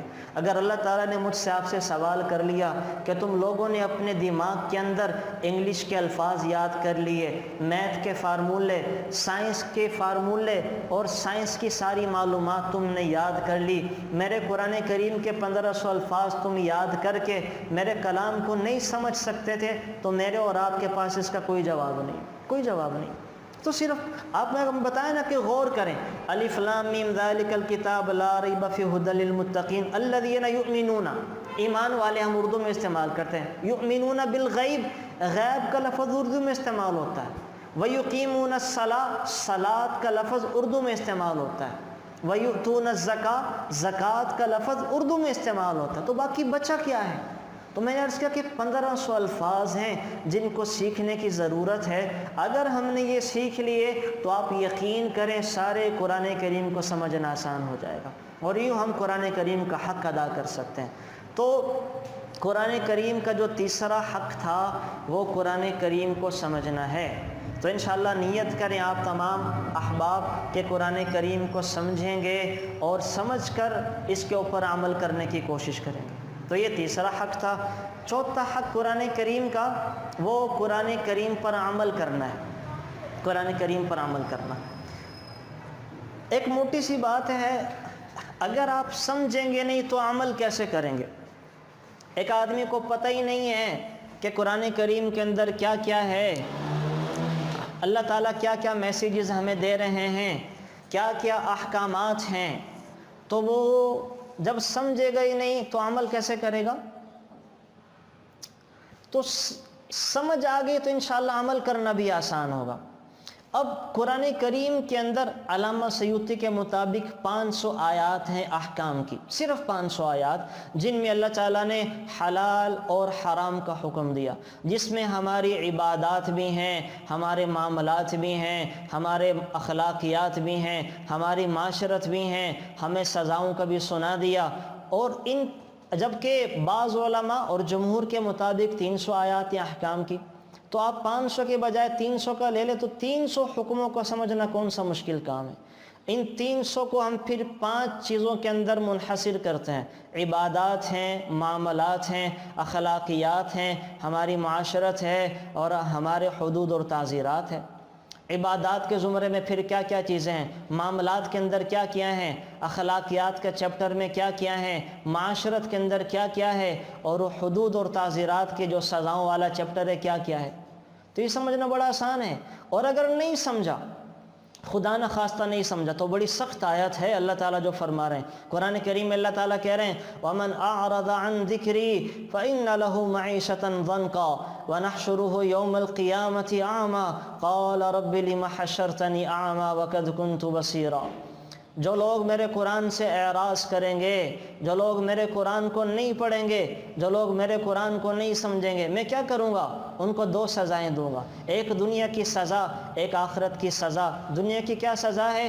فَإِنَّ لَهُ مَعِيشَةً ضَنْكًا، میں اس کی دنیا تنگ کر دوں گا، دنیا تنگ کر دوں گا۔ اس کے پاس سب کچھ ہوگا، لیکن سب کچھ ہو کر بھی اس کے پاس کچھ نہیں ہوگا۔ اس کے پاس عالی شان محلات ہوں گے لیکن سکون نہیں ہوگا۔ اس کے پاس پیسے کی ریل پیل ہوگی، لیکن اس پیسے کو وہ صحیح جگہ پر استعمال نہیں کر سکے گا۔ اس کے پاس اچھے بستر ہوں گے، لیکن اس کے مزے کی نیند نہیں سو سکے گا۔ اس کے پاس گھر میں کھانے کا ڈھیر لگا ہوگا، لیکن مرضی سے کھا نہیں سکے گا۔ اس کے پاس ایک بڑا بھاری بھرکم جسم ہوگا، لیکن اس میں صحت نہیں ہوگی۔ اس کے پاس اولاد ہوگی، لیکن فرما بردار نہیں ہوگی۔ اس کے پاس گھر ہوگا، لیکن اس پہ سکون نہیں ہوگا۔ اس کے پاس اچھی سواریاں ہوں گی، لیکن ان کی رونقیں نہیں ہوں گی۔ اس کے پاس خاوند ہوں گے، عورتیں ہیں، وہ ان کے وفادار نہیں ہوں گے۔ مرد ہیں، بیویاں ہوں گی، وہ ان کی تابعدار نہیں ہوں گی۔ تو اللہ کہہ رہے میں دنیا تنگ کر دوں گا، دنیا یہ مطلب ہے فَإِنَّ لَهُ مَعِيشَةً ضَنْكًا، اس کی زندگی تنگ کر کے رکھ دوں گا۔ آخرت کی سزا کیا ہے؟ وَنَحْشُرُهُ يَوْمَ الْقِيَامَةِ أَعْمَى، میں قیامت کے دن اس کو اندھا کر کے اٹھاؤں گا۔ جب وہ قبر سے اٹھے گا تو نابینا ہو کے اٹھے گا۔ قال رب لم حشرتنی اعمی، یہ آدمی کہے گا یا اللہ تو نے مجھے نابینا کیوں اٹھایا؟ میں تو دیکھنے والا تھا، میری آنکھیں تو دوربین تھی، میں تو بڑی دور تک دیکھ سکتا تھا، یا اللہ تو نے مجھے نابینا کیوں اٹھایا؟ تو اللہ کہیں گے قال كذلك اتتك آیاتنا فنسیتها، تمہارے پاس میری آیات آئی تھی، تمہارے پاس میری آیات آئی تھی تو تم نے میری آیات کو بھلا دیا۔ وَكَذَلِكَ الْيَوْمَ تُنْسَى، تو میں بھی آج تمہیں بھلا دیتا ہوں، میں تمہیں یاد نہیں رکھوں گا۔ تمہارے پاس میری طرف سے احکامات آئے تھے، تم نے ان کو ماننا کوئی نہیں ہے، ان کو سنا کوئی نہیں ہے، ان کو سمجھنے کی کوشش نہیں کی، تم نے بھلا دیا دنیا کی مصروفیات میں لگ کے۔ میں بھی آج تجھے بھلا دیا تو تمہیں یاد نہیں رکھوں گا۔ تو کتنی سخت ڈانٹ اور وعید ہے ایسے شخص کے بارے میں جو قرآن کریم سے اعراض کرنے والا ہے.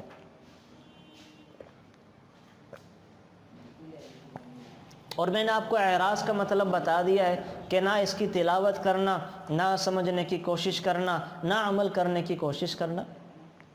تو سمجھو ہوگا تو عمل کریں گے نا، عمل کریں گے. ایک آدمی نے قرآن کریم اگر سمجھ لیا، آپ یقین کریں جس نے سمجھ لیا اس کے لیے عمل کرنا آسان ہو جاتا. یہ علماء کتنے فضائل کیوں ہیں کہ وہ قرآن کریم کو سمجھتے ہیں. اسی لیے تو سرکار دو عالم صلی اللہ علیہ وسلم ان کی اتنی فضیلتیں بتا رہے ہیں کہ انبیاء کے ساتھ اللہ تعالیٰ علماء کی کرسیاں لگائیں گے. حشر کے میدان میں انبیاء کی کرسیوں کے ساتھ علماء کی کرسیاں ہوں گی. فرق کتنا ہوگا کہ انبیاء کی کرسیوں پر نبوت کی مہر ہوگی اور علماء کی کرسیوں پر نبوت کی مہر نہیں ہوگی. اتنا اللہ بلند مقام کیوں دے رہے ہیں؟ کہ انہوں نے قرآن کو سمجھا ہے. جب سمجھا ہے تو عمل کی بھی کوشش کرتے ہیں، عمل کی بھی کوشش کرتے ہیں. اللہ ان کے بارے میں کیوں کہہ رہا ہے انما یخشی اللہ من عبادہ العلماء، کہ اللہ سے ڈرنے کا حق سوائے علماء کے کوئی ادا نہیں کر سکتا. اللہ کیوں کہہ رہا ہے یہ؟ کیوں کہ علماء نے قرآن کو سمجھا. جب سمجھا تو ان کو پتہ ہے کہ قرآن میں ہے کیا، وہ اللہ سے ڈرنے کا حق بھی ادا کر سکتے ہیں، اس کی کوشش بھی وہ کرتے ہیں. تو اس وجہ سے اتنے فضائل ہیں. تو یہ ساری فضیلت آپ لوگ بھی لے سکتے ہیں، لیکن شرط کیا ہے؟ قرآن کریم کو سمجھ کر عمل کرنا، سمجھنا اس کو پھر عمل کرنا. تو بات تو میں نے کیا نا ہماری چل رہی عمل کی طرف، اور اس کے ساتھ یہ سمجھنا متعلق ہے. ایک آدمی نے قرآن کریم کو سمجھ لیا، اب اس نے صبح سورہ حجرات کی تلاوت کی، وہ اپنے آفس میں گیا، گھر والی اپنے گھروں کے اندر کام کرتی رہیں. کام کرتے کرتے کوئی گھر کے اندر باہر سے عورتیں آئی ہیں اور آ کر اس نے غیبت کرنا شروع کی کسی تیسری خاتون کی. تو وہ فوراً اگر اس نے صبح قرآن کریم کے سورہ حجرات کی تلاوت کی ہوگی، فوراً یہ آیت آ کر بازو پکڑے گی وَلَا يَغْتَبْ بَعْضُكُمْ بَعْضًا، دیکھو ایک دوسرے کی غیبت نہ کرنا، دیکھو ایک دوسرے کی غیبت نہ کرنا. یہ آیت صبح جب تلاوت کی ہوگی تو بازو پکڑ لے گی کہ ہاں صبح میں نے قرآن کو پڑھا تھا، مجھے قرآن یہ پیغام دے رہا تھا کہ غیبت نہ کرنا، مجھے یہ پیغام تو غیبت سے رک جائے گا. میں کسی کی جاسوسی کرنے میں لگا ہوں، میں نے صبح سورہ حجرات کی تلاوت کی تو قرآن کریم آ کر مجھے روکے گا وَلَا تَجَسَّسُوا، جاسوسی نہ کرنا، تو میں نہ کسی کی لگو، کسی کے پیچھے نہ لگو. تو اگر مجھے پتہ ہی نہیں ہے میں نے صبح پڑھا کیا ہے، نماز کے اندر کیا تلاوت کی، تو مجھے کیسے پتہ چلے گا؟ میں معاذ اللہ اپنا کسی کام کے لیے رشوت لینے دینے کے لیے جا رہا ہوں، تو صبح اگر میں نے قرآن کریم کو پڑھا ہوگا کہ جس میں اللہ رشوت کو حرام قرار دے رہے ہیں، تو فوراً یہ آیت آ کر مجھے پکڑے گی، جھنجھوڑے گی کہ بھئی صبح تو تم یہ پڑھ کر آئے تھے کہ رشوت حرام، اس سے باز آؤ. میں سود لینے کے لیے اللہ حفاظت فرمائے بینک میں جا رہا ہوں، سود لینے کے لیے بینک میں جا رہا ہوں، تو اگر میں نے صبح قرآن کریم کی آیت تلاوت کی ہوگی یا ایھا الذین آمنوا اتقوا اللہ وذروا ما بقی من الربا ان کنتم مؤمنین، کہ فإن لم تفعلوا فأذنوا بحرب من اللہ ورسولہ، تو بینک میں سود لیتے لیتے میرے ہاتھ خود رک جائیں گے کہ صبح مجھے قرآن نے کہا تھا کہ اگر تو سود لوگے اللہ کے ساتھ اعلان جنگ کرو گے، تو میرا نفس، میرا ضمیر مجھے جھنجھوڑے گا کہ میں اللہ کے ساتھ اعلان جنگ نہیں کر سکتا. میں سود سے خود بخود باز آ جاؤں گا، میں گالیوں سے خود بخود باز آ جاؤں گا، میں رشتوں کو توڑنے سے خود بخود باز آ جاؤں گا، میں گناہوں سے خود بخود باز آ جاؤں گا اگر مجھے پتہ ہوگا کہ میں نے صبح کیا سنا تھا. مرد ہیں ان کو پتہ ہی نہیں ہوتا کہ مسجدوں میں قاری صاحبان پڑھ کیا رہے ہیں، فجر میں، مغرب میں، عشاء میں جو امام صاحب نے پڑھا ہوتا سن کے آ جاتے ہوتے ہیں. اگر یہ پتہ چل جائے کہ وہ کیا تلاوت کر رہے ہیں تو پڑھی ہوئی تلاوت سارا دن ہمیں جھنجھوڑے گی، روکے گی کہ گناہوں سے باز آؤ، گناہوں سے باز آ جاؤ. آپ کو پتہ ہوگا فضیل بن عیاض بہت بڑے عبادت گزار گزرے، بہت بڑے عبادت گزار گزرے، اور یہ بہت بڑے ڈاکو تھے، بہت بڑے ڈاکو تھے، اور بعد میں اللہ نے ان کا نام امر کر دیا. بہت بڑے یہ عبادت گزار، محدث، فقیہ، اللہ نے ہر چیز کا علم پھر ان کو عطا کیا. تو فضیل بن عیاض قرآن کو سمجھتے تھے لیکن غلط راہوں پہ چل پڑے، ڈاکہ ڈالتے تھے. ایک قافلہ جا رہا تھا تو یہ بھی اپنے دوستوں کے ساتھ قافلہ لوٹنے کے لیے نکلے ہیں کہ آج قافلے کو لوٹتے ہیں اور ہمارے پاس اچھا خاصا سرمایہ جمع ہو جائے گا۔ تو قافلے میں ایک قاری صاحب تلاوت کر رہے تھے، وہ کیا پڑھ رہے تھے؟ الم یأن للذین آمنوا ان تخشع قلوبہم لذکر اللہ، کہ ابھی ایمان والوں پر وہ وقت نہیں آیا کہ ان کے دل اللہ کے خوف سے کانپ جائیں؟ کہ ابھی ایمان والوں پر یہ وقت نہیں آیا کہ ان کے دل اللہ کے خوف سے کانپ جائیں؟ اب وہ اس آیت کا مطلب سمجھتے تھے نا، تو فضیل عیاض کے ہاتھ ڈاکہ ڈالتے ڈالتے رکے گئے اور کہنے لگے آل آنا آل آنا، یا اللہ وہ وقت آ گیا، یا اللہ وہ وقت آ گیا ہے۔ اور فضیل بن عیاض نے اپنے ڈاکے سے توبہ کی اور پھر وقت کے امام بن گئے، وقت کے امام بن گئے۔ تو یہ باتیں کب ہوں گی؟ جب انسان سمجھے گا، جب اس کو پتہ ہوگا کہ قرآن کریم کے اندر ہے کیا، قرآن کریم کے پیغامات میسیجز کو جانے گا۔ لیکن اگر ہمیں پتہ ہی نہ چلے کہ قرآن کریم میں ہے کیا، حلال کیا ہے، حرام کیا ہے، مکروہات کیا ہیں، کرنے کے کام کیا ہیں، بچنے کے کام کیا ہیں، تو ہم کیسے عمل کریں گے؟ تو عمل کرنے کے لیے سمجھنا ضروری ہے، سمجھنا ضروری ہے۔ تو قرآن کریم کا چوتھا حق وہ قرآن کریم کے اوپر عمل کرنا تھا۔ تو گزارش یہ ہے کہ قرآن کریم کے جو احکامات ہیں اس کے عمل کی طرف آ جائیں۔ عمل کیا ہے؟ عبادات ہیں، اپنی عبادات کو درست کر لیں۔ معاملات ہیں، اپنے معاملات کو درست کر لیں۔ حلال کھائیں، حرام سے بچیں نا، رشوت سے بچیں، اور جناب جب وہ سود خوری سے بچیں، ڈاکے والے پیسے، بہنوں کا مال کھانے سے بچیں۔ میراث جب آئے اس کی دیانت داری کے ساتھ تقسیم کریں، امانت داری کے ساتھ تقسیم کر کے کھائیں نا، کسی کا مال نہ کھائیں، دھوکے سے دھوکہ دے کر مال کھانے سے بچیں۔ یہ احکامات ہیں۔ معاشرت ہے، رشتہ داروں کے حقوق ادا کریں، اپنے خونی رشتوں کے حقوق ادا کریں، پڑوسیوں کے حقوق ادا کریں۔ یہ حقوق جانے ادا کرنے میں لگ جائیں۔ اخلاقیات بھی ہو، اخلاقیات سیکھیں کہ میرے نبی کے اخلاق کیسے تھے، میرے نبی کا لوگوں کے ساتھ رہن سہن، ملنا ملانا کیسا تھا، دشمنوں کے ساتھ کیا سلوک تھا، اپنوں کے ساتھ کیا سلوک ہوتا تھا، یہ سیکھ لیں۔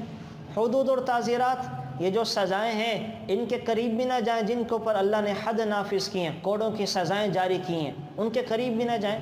یہ موٹی موٹی سی چیزیں ہیں، یہ ہمیں پتہ چل جائیں تو انشاءاللہ عمل کی طرف بھی آ جائیں گے۔ اور پھر آخری چیز جو ہے وہ قرآن کریم کے حوالے سے قرآن کریم کی تعلیمات کو آگے پھیلانا، آگے دوسروں تک پہنچانا۔ دیکھیں آپ نے قرآن کریم انشاءاللہ اب سیکھ بھی لینا ہے اور ساری زندگی اس کو پڑھنا بھی ہے، لیکن یہ اپنے تک محدود نہ رکھیں، یہ آگے پھیلائیں۔ میرے نبی سرکار دو عالم صلی اللہ علیہ وسلم نے دنیا سے جب رخصت ہو رہے ہیں تو ہر آدمی اپنے بڑے کی نصیحت یاد رکھتا ہے، ہر آدمی اپنے بڑے کی وصیت یاد رکھتا ہے۔ آپ میں سے جو عورتیں مرد ہیں سب اپنے بڑوں کی، جن کے ماں باپ یا بڑے انتقال کر چکے ہیں، مرتے وقت جو کہہ کر گئے تھے نا، بھولتے نہیں ہیں۔ ہم کہتے ہیں میری اماں نے وصیت کی تھی، میرے ابا نے وصیت کی تھی، میں یہ کر کے رہوں گا۔ ایک وصیت ہمیں سرکار دو عالم صلی اللہ علیہ وسلم نے بھی کی تھی۔ انہوں نے کیا کہا تھا؟ انہوں نے کہا تھا بلغوا عنی ولو آیا، لوگو میری اگر تمہیں ایک بات بھی تم تک پہنچ گئی ہے اس کو اپنے تک نہ رکھنا، اس کو پوری دنیا کے انسانوں تک پہنچا دینا، اس کو آگے پھیلانا۔ یہ خزانہ ہے، یہ خزانہ آگے پھیلانے سے پھیلے گا، بڑھے گا، اگر اپنے پاس رکھو گے اس کو زنگ لگ جائے گا۔ تو قرآن کریم کی تعلیمات کو آگے پھیلانا یہی وجہ ہے۔ اور پھر دعا دیکھیں آگے پھیلانا، یہی وجہ ہے کہ صحابہ کرام رضوان اللہ تعالی علیہم اجمعین، رسول اللہ صلی اللہ علیہ وسلم دنیا سے پردہ فرما گئے تو حضور کے صحابہ اس مشن کو لے کر نکلے ہیں، ساری دنیا میں پھیل گئے۔ مکہ مکرمہ، مدینہ منورہ، سارے حجاز میں 10 سے 12 ہزار صحابہ کی قبریں ہیں، باقی سارے 1.25 لاکھ تقریباً صحابہ، 1,15,000 تک صحابہ وہ آپ علیہ السلام کی تعلیمات کو لے کر ساری دنیا میں پھیل گئے، اور وہیں جا کے ان کا انتقال ہوا۔ ہمارے پاکستان میں کتنے مدفون ہیں؟ تاریخ کی کتابوں میں لکھا ہوا ہے سرکار دو عالم صلی اللہ علیہ وسلم نے ایک صحابی کی چین تشکیل کی کہ آپ چین جائیں اور اللہ اور میرا پیغام وہاں جا کے پہنچائیں، پھیلائیں۔ وہ چین گئے ہیں، چین میں چند لوگوں کو مسلمان کیا، دین کا کام کیا، واپس آ رہے ہیں۔ रसूलुल्लाह सल्लल्लाहु अलैहि वसल्लम के दीदार और ज़ियारत के लिए बेताब हुए कि अपने हबीब की जुदाई में बहुत दिन गुजर चुके हैं, जाकर आप अलैहिस्सलातु वस्सलाम की दीदार से अपनी आंखों को ठंडा करूं। और वापस आ रहे हैं, आते आते आते रास्ते में उनको चौकियां नज़र आई हैं। चौकियों पर लोगों ने रोक लिया कि कौन हो, कहाँ का इरादा है। कहने लगा मैं रसूलुल्लाह सल्लल्लाहु अलैहि वसल्लम का सहाबी हूँ, आप अलैहिस्सलातु वस्सलाम ने मुझे चीन की तरफ अल्लाह नबी का पैगाम पहुंचाने के लिए भेजा था, अब वापसी है, अपने हबीब का दीदार करने जाना चाहता हूँ। तो चौके वालों ने कहा इन्ना लिल्लाहि व इन्ना इलैहि राजिऊन, रसूलुल्लाह सल्लल्लाहु अलैहि वसल्लम तो दुनिया से पर्दा फरमा गए हैं, उनके बाद अबू बकर खलीफा बने थे, वो भी अल्लाह के यहाँ चले गए हैं, और अब उमर की खिलाफत का दौरा है और उन्होंने इस्लाम को यहाँ तक पहुँचा दिया है। ये मुसलमानों की चौकियाँ हैं, मुसलमानों की चौकियाँ। अब उस सहाबी ने क्या कि अपने घोड़े को वापस मोड़ लिया। तो चौकियों वालों ने कहा कि भाई तुमने मक्का मदीना मुनव्वरा नहीं जाना। तो वो सहाबी कहने लगे भाई जिसके लिए जाना था अब वो तो अल्लाह के यहाँ चले गए हैं, अब मैं वहाँ जाकर क्या करूँगा, मेरी आंखें तो उनको देखकर ठंडा हो सकती थी, अब वो नहीं है तो उनका मिशन लेकर दोबारा उनकी कही हुई जगह के ऊपर जा रहा हूँ। वहीं से अपने घोड़े का मोड़ा चीन चले गए और चीन में उनकी फिर कब्र बनी है। ऐसे ऐसे सहाबा सारे वो जो कुरान करीम को लेकर आगे चल गए फैले हैं। तो हम भी कोशिश करें, हमारे पास हम सफ़र तो नहीं कर सकते, जो तालीमात हमारे पास आ गई हैं हम घर में कुरान करीम की मजलिसें लगाएं, अपने बच्चों को, घर वालों को, अपने रिश्तेदारों को मौका ब मौका उनको जमा करें, जोड़ें, उनको जमा करें, उनकी तकरीबात में उनको जोड़ें, खाने पे जमा करें, और जो है वो उलमा के वहाँ पे बयानात खुद कर लें, खुद वहाँ कुरान करीम की बातों का जिक्र करें कि हम कैसे कुरान को समझें, प्लानिंग करें। जैसे हम करते हैं ना, अपना घर कैसे बनाएं, शॉपिंग कैसे करनी है, अपना घर कैसे, बच्चे के फ्यूचर के बारे में प्लानिंग, ये प्लानिंग करें कि कुरान करीम पर अमल कैसे करना है, इसको समझना कैसा है, इसकी तालीमात को सारी दुनिया कम से कम अपने ख़ानदान वालों को, अपनी औलाद तक कैसे पहुँचाने, इसके बारे में मशवरे करें, इसके बारे में सोचें। और याद रखें अगर आपने ये काम शुरू कर दिया तो रसूलुल्लाह सल्लल्लाहु अलैहि वसल्लम की दुआ लगेगी। अल्लाह की कसम हमें फिर किसी की दुआ की ज़रूरत नहीं है। आप अलैहिस्सलातु वस्सलाम ने फरमाया था नज़्ज़रल्लाहु इमरान समिअ मक़ालती हफ़िज़हु व अद्दाहा। क्या फरमाया? अल्लाह ताला उस आदमी को खुश खुरम रखे, सरसब्द व शादाब रखे, हरा भरा आबाद रखे, जो मेरी तालीमात को, मेरे पैगाम को सुनकर आगे दूसरों तक पहुंचा दे। तो अगर हमने ये काम शुरू कर दिया तो हमें अल्लाह के नबी की दुआ लग जाएगी। अल्लाह हमें मरते दम तक हरा भरा रखेंगे, सरसब्द व शादाब रखेंगे, खुश खुरम आबाद रखेंगे। अल्लाह हमारी नस्लों को निहाल कर देगा। अल्लाह कुरान में कह रहे हैं वल्लाहु यतवल्ला सालिहीन, नेकोकारों की जो नस्लें होती हैं, नेकोकारों की जो औलादें होती हैं, अल्लाह खुद उनका कारसाज होता है, अल्लाह खुद उनका कफ़ील होता है। अरब है ना, अरब, किसी को वीज़ा मिल जाए अरब का, दुबई का, सऊदीया का, वहाँ कफ़ील अच्छा मिल जाए और कफ़ील ज़मानत ले ले कि मैं तेरा ख्याल रखूँगा, तो वहाँ रहने वाला पाकिस्तानी फूले नहीं समाता, सबको बताता है मुझे कफ़ील अच्छा मिल गया, मुझे अच्छा ख्याल करने वाला मिल गया, मुझे अच्छी देखभाल करने वाला मिल गया। और अल्लाह हमें क्या कह रहे हैं? वल्लाहु यतवल्ला सालिहीन, अल्लाह ताला नेकोकारों का खुद कफ़ील होता है। अगर हम इस रास्ते पर चल पड़े तो अल्लाह हमारे कफ़ील बन जाएंगे। तो ये कुरान करीम के हुकूक थे 5 जो आज मैंने आपको बताए हैं। नंबर 1 कुरान करीम पर ईमान लाना, नंबर 2 कुरान करीम को पढ़ना, नंबर 3 कुरान करीम को समझना, नंबर 4 कुरान करीम पर अमल करना, और नंबर 5 कुरान करीम की तालीमात को आगे दूसरों तक पहुंचाना। इनकी मुख्तसरन चीज़ें भी मैंने आपसे जिक्र कर दी हैं। अब मैं चाह रहा था कि सूरह फातिहा का वो कर लेते तर्जुमा और सूरह फातिहा के बारे में कुछ बता दूं, लेकिन शायद बात बढ़ जाए। अगर आप लोगों के पास वक्त है 10-15 मिनट तो इसमें पढ़ा दूं या इसको ख़त्म करके वो थोड़ी सा तजवीद का कर लें। अब आप मुझे बता दें, ख़वातीन की तरफ से मुझे कोई बता दे कि मशवरा कर लें कि अभी थोड़ा सा सूरह फातिहा को शुरू कर लें या आगे फिर कल से शुरू करें, मुझे बता दें ज़रा जी।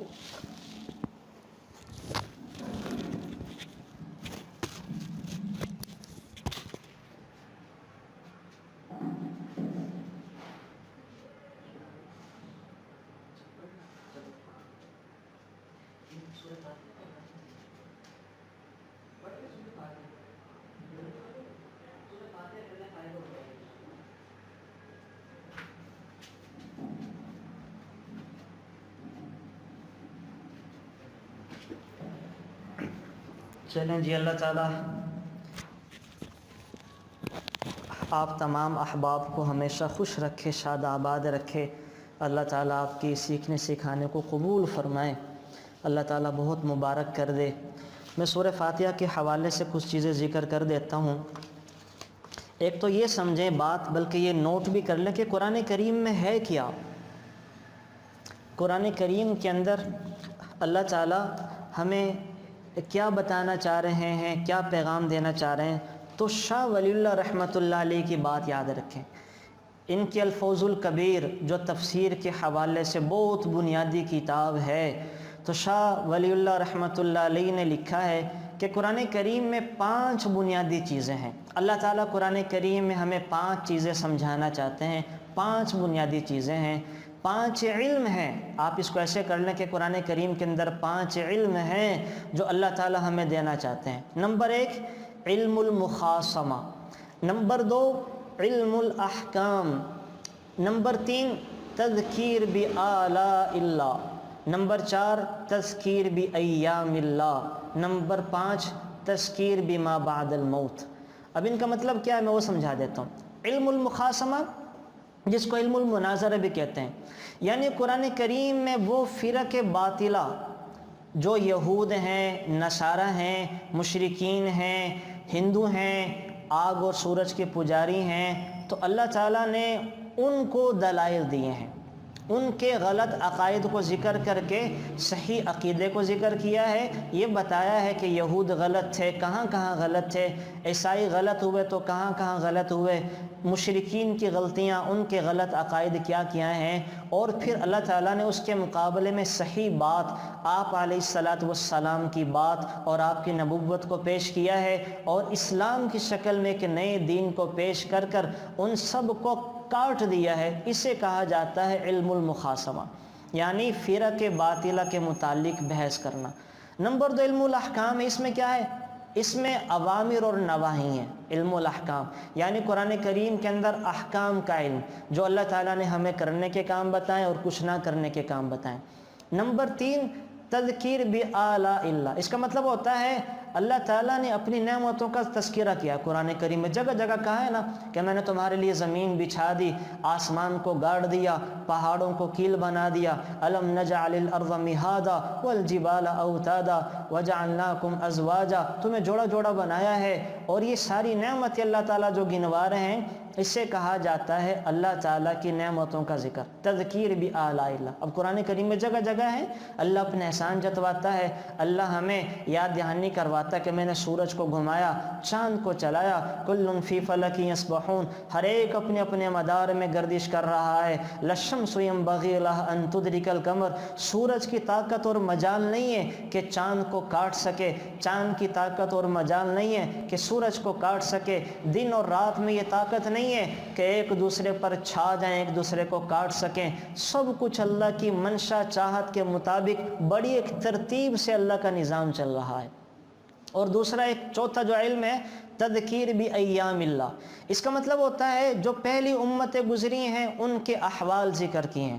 اللہ تعالیٰ نے قرآن کریم میں مسلمانوں کو سمجھانے کے لیے، ان کو تنبیہ کرنے کے لیے کبھی قوم عاد کا ذکر کیا، کبھی قوم سمود کا ذکر کیا، کبھی قوم شعیب کا ذکر کیا، کبھی قوم نوح کا ذکر کیا، کبھی قوم ابراہیم کا ذکر کیا، کبھی اللہ جو ہے وہ بنی اسرائیل والوں کو ذکر کر رہے ہیں، موسیٰ علیہ الصلاۃ والسلام کے قصے سنا رہے ہیں، کبھی عیسیٰ علیہ الصلاۃ والسلام کی قوم والوں کے قصے سنا رہے ہیں۔ تو مسلمانوں کو ان امتوں کے واقعات سنا کر جھنجھوڑ رہے ہیں کہ دیکھو یہ قوم عاد سمود والے یہ حرکتیں، یہ غلط کام کیا کرتے تھے، تو میں نے پھر کیسے ان کو تباہ کیا، کیسے اپنے عذاب کا کوڑا انہیں چکھایا ہے۔ تو اللہ یہ چیز ذکر کرتے ہیں۔ اور وہ 5ویں چیز جو ہے جو سب سے اہم ہے وہ تذکیر بما بعد الموت، موت کے بعد آنے والے حالات کو بیان کرتے ہیں اور آخرت سے ڈراتے ہیں کہ تم مارے جاؤ گے، اذا كنا عظاما نخرا قالوا تلك اذا كرة خاسرة فانما هي زجرة واحدة القارعة ما القارعة الحاقة ما الحاقة. ایک بھونچال آئے گا، اللہ ساری کائنات کو سور کے ذریعے جھنجھوڑ کے رکھ دیں گے اور مردے قبروں سے اٹھائے جائیں گے اور اللہ کا حشر قائم ہوگا. اللہ کا عرش پہلے اللہ کا عرش زمین پر آئے گا اور اللہ ہر ایک سے حساب کتاب کریں گے. پھر نیکوکاروں کے لیے اللہ کا مہمان خانہ یعنی جنت میں داخل کر دیا جائے گا اور برے بدکار لوگوں کے لیے اللہ کا قید خانہ یعنی جہنم کے اندر داخل کر دیا جائے گا. تو یہ اللہ اس کے اندر بتا رہے ہیں. اس کو بولتے ہیں تذکیر بما بعد الموت. موت کے بعد کے جو حالات ہیں کیا کیا ہوگا یہ قرآن کریم کے اندر ذکر ہوتا ہے. تو یہ 5 چیزیں جو ہیں وہ شاہ ولی اللہ رحمۃ اللہ علیہ نے ذکر کی ہیں. اور ایک اور چیز اس میں ذہن میں رکھ لیں، جو علامہ شبیر احمد عثمانی ہیں جن کے تفسیر عثمانی ہیں، جنہوں نے قائد اعظم کا جنازہ پڑھایا ہے اور جنہوں نے تفسیر عثمانی لکھی ہے، جن کے بہت سارے کام ہیں، تو وہ یہ کہتے ہیں کہ قرآن کریم کے اندر 6 مضامین ہیں. قرآن کریم کے اندر 6 مضامین ہیں، یعنی اللہ تعالیٰ نے قرآن کریم میں 6 چیزوں کا ذکر کیا ہے. نمبر 1 توحید کا ذکر کیا ہے، توحید کا. نمبر 2 رسالت کا ذکر کیا ہے، رسالت کا یعنی توحید اللہ تعالیٰ کی وحدانیت. نمبر 2 رسالت یعنی سرکار دو عالم صلی اللہ علیہ وسلم کی رسالت کے بارے میں معلومات ہیں. نمبر 3 احکام ہیں، قرآن کریم کے اندر کتنے حکم کتنی باتیں ہیں. نمبر 4 قیامت کے متعلق آپ علیہ الصلاۃ والسلام نے جو چیزیں بتائیں اللہ نے بتائیں وہ ہیں. نمبر 5 ماننے والوں کے احوال ہیں، جنہوں نے اللہ کی بات کو مانا، اللہ کی مان کر چلے ہیں، ان لوگوں کا تذکرہ ہے. اور نمبر 6 نہ ماننے والوں کے احوال ہیں. تو اس طرح سے بھی آپ کر سکتے ہیں کہ قرآن کریم کے اندر یہ 6 چیزیں ذکر ہیں. نمبر 1 توحید، نمبر 2 رسالت، نمبر 3 احکام، نمبر 4 قیامت، نمبر 5 ماننے والوں کے احوال اور نمبر 6 نہ ماننے والوں کے احوال. یہ 6 چیزیں تو اس طرح سے بھی ہم ذکر کر سکتے ہیں. اب سب سے پہلی سورہ فاتحہ ہے. اللہ تعالیٰ نے قرآن کریم کے اندر سب سے پہلے سورہ فاتحہ کا ذکر کیا ہے. سورہ فاتحہ میں اس کے پھر کئی نام ہیں. احادیث مبارکہ میں مختلف جگہوں پہ اس کے تقریباً 15 نام جو ہیں وہ ذکر کیے گئے ہیں. تو وہ 15 نام میں انشاءاللہ کل ذکر کروں گا، بلکہ میں بھی ذکر کر دیتا ہوں ورنہ بات جو ہے وہ اس طرح تو پوری نہیں ہوا کرے گی. میں مختصراً ذکر کر دیتا ہوں سورہ فاتحہ کے جو نام ہیں. ایک نام اس کا فاتحۃ الکتاب ہے. سورہ فاتحہ کا ایک نام سب سے پہلا اور مبارک نام فاتحہ ہے.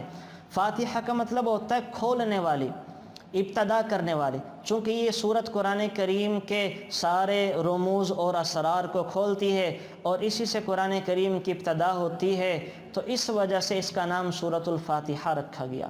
ایک اس کا نام ہے سورۃ الحمد. سورۃ الحمد چونکہ اس سورت میں اللہ تعالیٰ کی جیسی تعریف کی گئی ہے اور اللہ تعالیٰ کی ساری تعریفیں اور جناب سارے بنیادی توحید بھی آ گئے، رسالت بھی آ گئی، سارے مضامین آ گئے، تو اس وجہ سے اس کا نام سورۃ الحمد ہے کہ یہ الحمدللہ سے شروع ہوتی ہے. اس کا تیسرا نام ہے ام القرآن، یعنی بولتے ہیں عربی زبان میں اصل کو، کہ یہ سورت سارے قرآن کریم کی اصل ہے، یعنی سارے قرآن کریم کی تعلیمات اس سورت میں ذکر کر دی گئی ہیں، تو اس وجہ سے اس کا نام رکھا گیا ہے ام القرآن. اور اس کا چوتھا نام ہے سبع مثانی. سبع مثانی کا مطلب ہوتا ہے دہرائی جانے والی 7 آیتیں. کیونکہ قرآن کریم کی جو سورہ فاتحہ کی 7 آیتیں ہیں، انسان روزانہ ان کو سینکڑوں دفعہ دہراتا ہے. جب بھی نماز پڑھنی ہے سورہ فاتحہ ضرور پڑھنی ہے، تو سورہ فاتحہ میں وہ 7 آیتیں ہیں، انسان بار بار ان کو دہراتا ہے، تو اس وجہ سے ایک اس کا نام سبع مثانی ہے. سبع مثانی یعنی بار بار دہرائی جانے والی 7 آیتیں. ایک اس کا نام وافیہ ہے، 5واں نام وافیہ یعنی پورا کرنے والی. چونکہ یہ سورت ہر مقصد کو پورا کرتی ہے، اس میں عقائد کی اصلاح بھی ہے، اعمال اور اخلاق کی اصلاح بھی ہے، اور جناب آخرت کا ذکر بھی آ گیا، اور غیر المغضوب علیہم ولا الضالین، جن قوموں کے نقشہ قدم پہ چلنے سے بچنا ہے ان کا ذکر بھی آ گیا۔ اس وجہ سے سورہ فاتحہ کا ایک نام وافیہ ہے، ایک اس کا چھٹا نام کافیہ ہے۔ کافیہ کا مطلب یہ ہوتا ہے کہ کفایت کرنے والی، یعنی انسان کی نجات کے لیے اتنا کافی ہے، اگر وہ کچھ اور نہ بھی سمجھے، اگر کسی شخص نے سورہ فاتحہ کو سمجھ لیا تو اس کے لیے کافی ہوگی۔ صرف سورہ فاتحہ کو سمجھ لیا، باقی نہیں سمجھا تو اس کے لیے یہ سورت کافی ہو جائے گی۔ اس کا ایک نام اساس بھی ہے، اس کو سورۃ الاساس بھی کہتے ہیں۔ اساس کا مطلب ہوتا بنیاد، ہر چیز کی بنیاد، چونکہ اس سورت کے اندر ہر قرآن کریم کی بنیادی تعلیمات دی گئی ہیں۔ اس میں عقیدے کا ذکر ہے، اس میں ظاہری اصلاح اور باطنی اصلاح کا ذکر ہے، اس وجہ سے اس کا نام اساس رکھا گیا۔ اس کا نام سورۃ الشفا بھی ہے۔ اللہ تعالیٰ نے اس کو جسمانی شفا کا سبب بھی بنایا ہے اور روحانی شفا کا سبب بھی بنایا ہے۔ اللہ تعالیٰ خود فرما رہے ہیں وَشِفَاءٌ لِمَا فِي الصُّدُورِ، اللہ تعالیٰ نے اس کے لیے دلوں کے اندر شفا رکھی ہے۔ نفاق کا علاج ہے، کفر کا علاج ہے، شرک کا علاج ہے، بد اخلاقی کا علاج ہے، بد مزاجی کا علاج ہے۔ ان بیماریوں سے اللہ تعالیٰ سورہ فاتحہ کی وجہ سے شفا عطا فرماتے ہیں۔ تو یہ شفا والی ہے اور جسمانی شفا بھی ہے۔ آپ کو پتہ ہے ایک سفر میں صحابہ جا رہے تھے، ایک سردار کو بچھو کاٹ دیا، تو سردار نے بڑا علاج کروایا، ٹھیک نہیں ہو رہا تھا، تو اس نے صحابہ سے کہا کہ آپ دم کر دیں۔ تو صحابہ میں سے ابو سعید رضی اللہ تعالیٰ عنہ تھے، انہوں نے سورہ فاتحہ پڑھ کر دم کیا اور کہا تھا میں دم تو کر رہا ہوں لیکن تم سے اس کا معاوضہ لوں گا، اس کی فیس لوں گا۔ اور کتنی فیس لی؟ 30 بکریاں، 30 بکریاں فیس میں علاج کے عوض لے کر آئے ہیں۔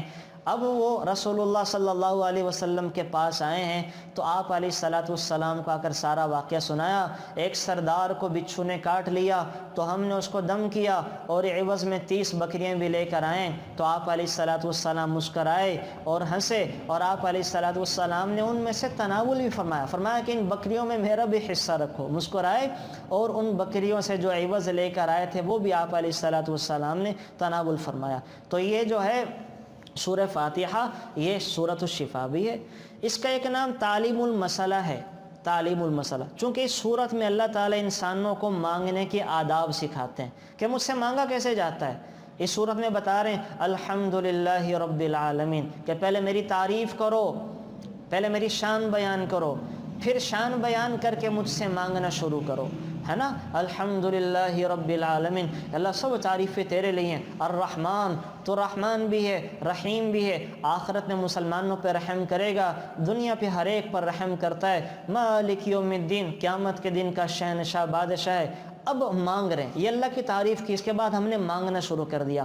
مانگنے کا انداز ہوتا ہے، جب تک آپ کسی کی تعریف نہیں کریں گے، دل نہیں جیتیں گے، مانگ نہیں سکتے۔ بغیر تعریف کیے کسی سے مانگیں گے وہ آپ کو دے گا نہیں۔ تو اللہ نے ہمیں آداب سکھائے، پہلے تم نے میری تعریف کے مانگو، ایاک نعبد و ایاک نستعین، یا اللہ ہم عبادت بھی تو تیری ہی کرتے ہیں تو مدد بھی تجھ سے مانگیں گے۔ اہدنا الصراط المستقیم، ہمیں سیدھا راستہ دکھا، یہ دعا مانگ لی۔ تو اس وجہ سے اس کا نام کیا ہے؟ تعلیم المسئلہ۔ اس کا 10واں نام ہے سورۃ الشکر، چونکہ اس کے اندر ہمیں شکر کرنا سکھایا گیا۔ الحمدللہ رب العالمین، ابتدا یہاں سے کی الحمدللہ، اللہ سب چیزوں میں تیرا شکر ہے۔ اور پھر ہمیں موقع جگہ جگہ آپ علیہ الصلاۃ والسلام نے شکر کی دعا سکھائی۔ کھانا کھاتے حضور نے سکھایا الحمدللہ الذی اطعمنا وسقانا وجعلنا مسلمین، یا اللہ تیرا شکر ہے تو نے کھلایا پلایا۔ نئے کپڑے پہنتے ہیں حضور نے سکھایا الحمدللہ الذی کسانی، یا اللہ تو نے تیرا شکر تو نے نئے کپڑے پہنائے، ہے نا۔ سفر کی دعا میں الحمدللہ الذی سخر لنا، یا اللہ تیرا شکر ہے تو نے سواری کو ہمارے تابع کر دیا۔ تو جگہ جگہ اس کو ہم نے وہ سکھایا۔ تو یہ دعا، یہ سورۃ الشکر بھی ہے۔ ایک اس کا نام سورۃ الدعا بھی ہے کہ اس سورت میں ہمیں دعا کے آداب سکھائے گئے ہیں۔ اس کا 12واں نام سورہ رقیہ ہے، جھاڑ پھونک والی سورت، کہ اس سورت کو پڑھ کر دم کیا جاتا ہے تو اللہ تعالیٰ شفا عطا کرتے ہیں۔ اس کا ایک نام وہ 14واں نام سورۃ الکنز بھی ہے، کنز بھی ہے اس کا نام۔ کنز کا معنی ہے خزانہ۔ یہ آپ علیہ کو اللہ تعالیٰ نے فرمایا تھا کہ یہ صورت میں نے خاص اپنے خزانوں میں سے آپ کو عطا کی ہے، خاص اپنے خزانوں میں سے سورۃ الفاتحہ عطا کی ہے، اور سورۃ آیت الکرسی بھی اسے میں ہی ہے، اور سورہ بقرہ کے آخری 2 آیات اور لا حول ولا قوت الا باللہ یہ اللہ تعالیٰ نے خاص اپنے عرش کے خزانے میں سے عطا کی ہے۔ اس وجہ سے اس کا نام سورۃ الکنز بھی ہے، کنز بولتے ہیں عربی میں خزانے کو۔ ایک اس کا نام سورۃ الواقعہ بھی ہے، واقعہ کا مطلب ہوتا ہے بچانے والی۔ کیا مطلب؟ جو شخص اس پر ایمان لائے گا اور اس کی تلاوت کرتا رہے گا، اللہ تعالیٰ اس کو دنیا اور آخرت کے فتنوں سے بچائے گا، فتنوں سے بچائے گا۔ اس وجہ سے اس کا نام واقعہ ہے۔ اس کا 15واں نام ہے سورۃ الصلاۃ، چونکہ یہ نماز میں پڑھی جاتی ہے، اور جب اس کو نماز میں ہم پڑھتے ہیں تو اللہ تعالیٰ ہر آیت کے بدلے میں ہمیں جواب دیتے ہیں۔ بس یہ کر کے بات ختم کرتے ہیں۔ کیا خوبصورت جواب دیتے ہیں، اللہ کی قسم اگر ہم یہی سمجھ لینا ہمارے آج کے سبق کے لیے کافی ہے۔ سورہ فاتحہ، ہماری نماز اچھی ہو جائے گی۔ جب انسان اللہ تعالیٰ آپ علیہ السلام فرما رہے، حدیث سے قدسی ہے، اللہ کہہ رہے ہیں قسمت الصلاۃ بینی و بین عبدی، میں نے نماز کو اپنے اور اپنے بندوں کے درمیان تقسیم کر دیا ہے، وَلِعَبْدِ مَا سَأَلَ، اور میرا بندہ جو مجھ سے نماز میں مانگے گا میں اس کو دوں گا۔ پھر آپ نے فرمایا جب بندہ پڑھتا ہے الحمدللہ رب العالمین، ہم پڑھتے ہیں نا تمام تعریف اللہ کے لیے، لیکن ہمیں تو پتہ ہی نہیں چلتا پڑھ کے آ رہے ہیں۔ آج سے آپ نے ترجمہ سیکھ کر سمجھ کر پڑھنا ہے اور اللہ کا جواب سننا۔ اللہ کیا کہتے ہیں جب بندہ کہتا ہے الحمدللہ رب العالمین، تمام تعریف اللہ کے لیے، تو جواب آتا ہے حمیدنی عبدی، اللہ فرشتوں سے کہتے ہیں واہ واہ میرے بندے نے میری تعریف بیان کی۔ جب بندہ کہتا ہے الرحمن الرحیم تو اللہ فرشتوں سے کہتا ہے اثنا علی عبدی، میرے بندے نے میری ثنا بیان کی ہے۔ پھر جب بندہ کہتا ہے مالک یوم الدین، یا اللہ تو قیامت کے دن کا مالک ہے، تو اللہ فرشتوں سے کہتا ہے مجدنی عبدی، میرے بندے نے میری بزرگی بیان کی، میرے بندے نے میری شان بیان کی ہے، میرے بندے نے میری عظمت بیان کی ہے۔ اور جب بندہ کہتا ہے ایاک نعبد و ایاک نستعین، یا اللہ تیری ہی عبادت کرتے ہیں، تجھ سے مدد مانگتے ہیں، تو اللہ کی طرف سے جواب آتا ہے ھذا بینی و بین عبدی، یہ میرے بندے اور میرے درمیان کی بات ہے، میں ایک کام کرتا ہوں، میرا بندہ جو مجھ سے مانگے گا میں اس کو عطا کروں گا۔ جب ہم پڑھتے ہیں اہدنا الصراط المستقیم صراط الذین انعمت علیہم غیر المغضوب علیہم ولا الضالین، یا اللہ نیکوکاروں کے رستوں پہ چلا، گمراہوں کے رستوں سے بچا، تو اللہ فرماتا ھذا لعبدی، یہ میرے بندے کے لیے ہے، اور میرے بندے نے مجھ سے سوال کیا ہے، جو اس نے مجھ سے مانگا ہے، نیکوکاروں پہ رستے پہ چلنے کی ہدایت اور توفیق، گناہ گاروں کے رستے سے بچنے کی توفیق، میں اپنے بندے کو اس کی توفیق عطا کروں گا، میں توفیق ادا کروں گا۔ تو کتنا خوبصورت ہے یہ، اس کو سورۃ الصلاۃ۔ تو سورہ فاتحہ نماز کے اندر سمجھ کر پڑھیں تو انشاءاللہ اللہ تعالی ہمیں اس کی برکت عطا فرمائیں گے۔ اللہ تعالی ہم سب کو عمل کرنے کی توفیق عطا فرمائے۔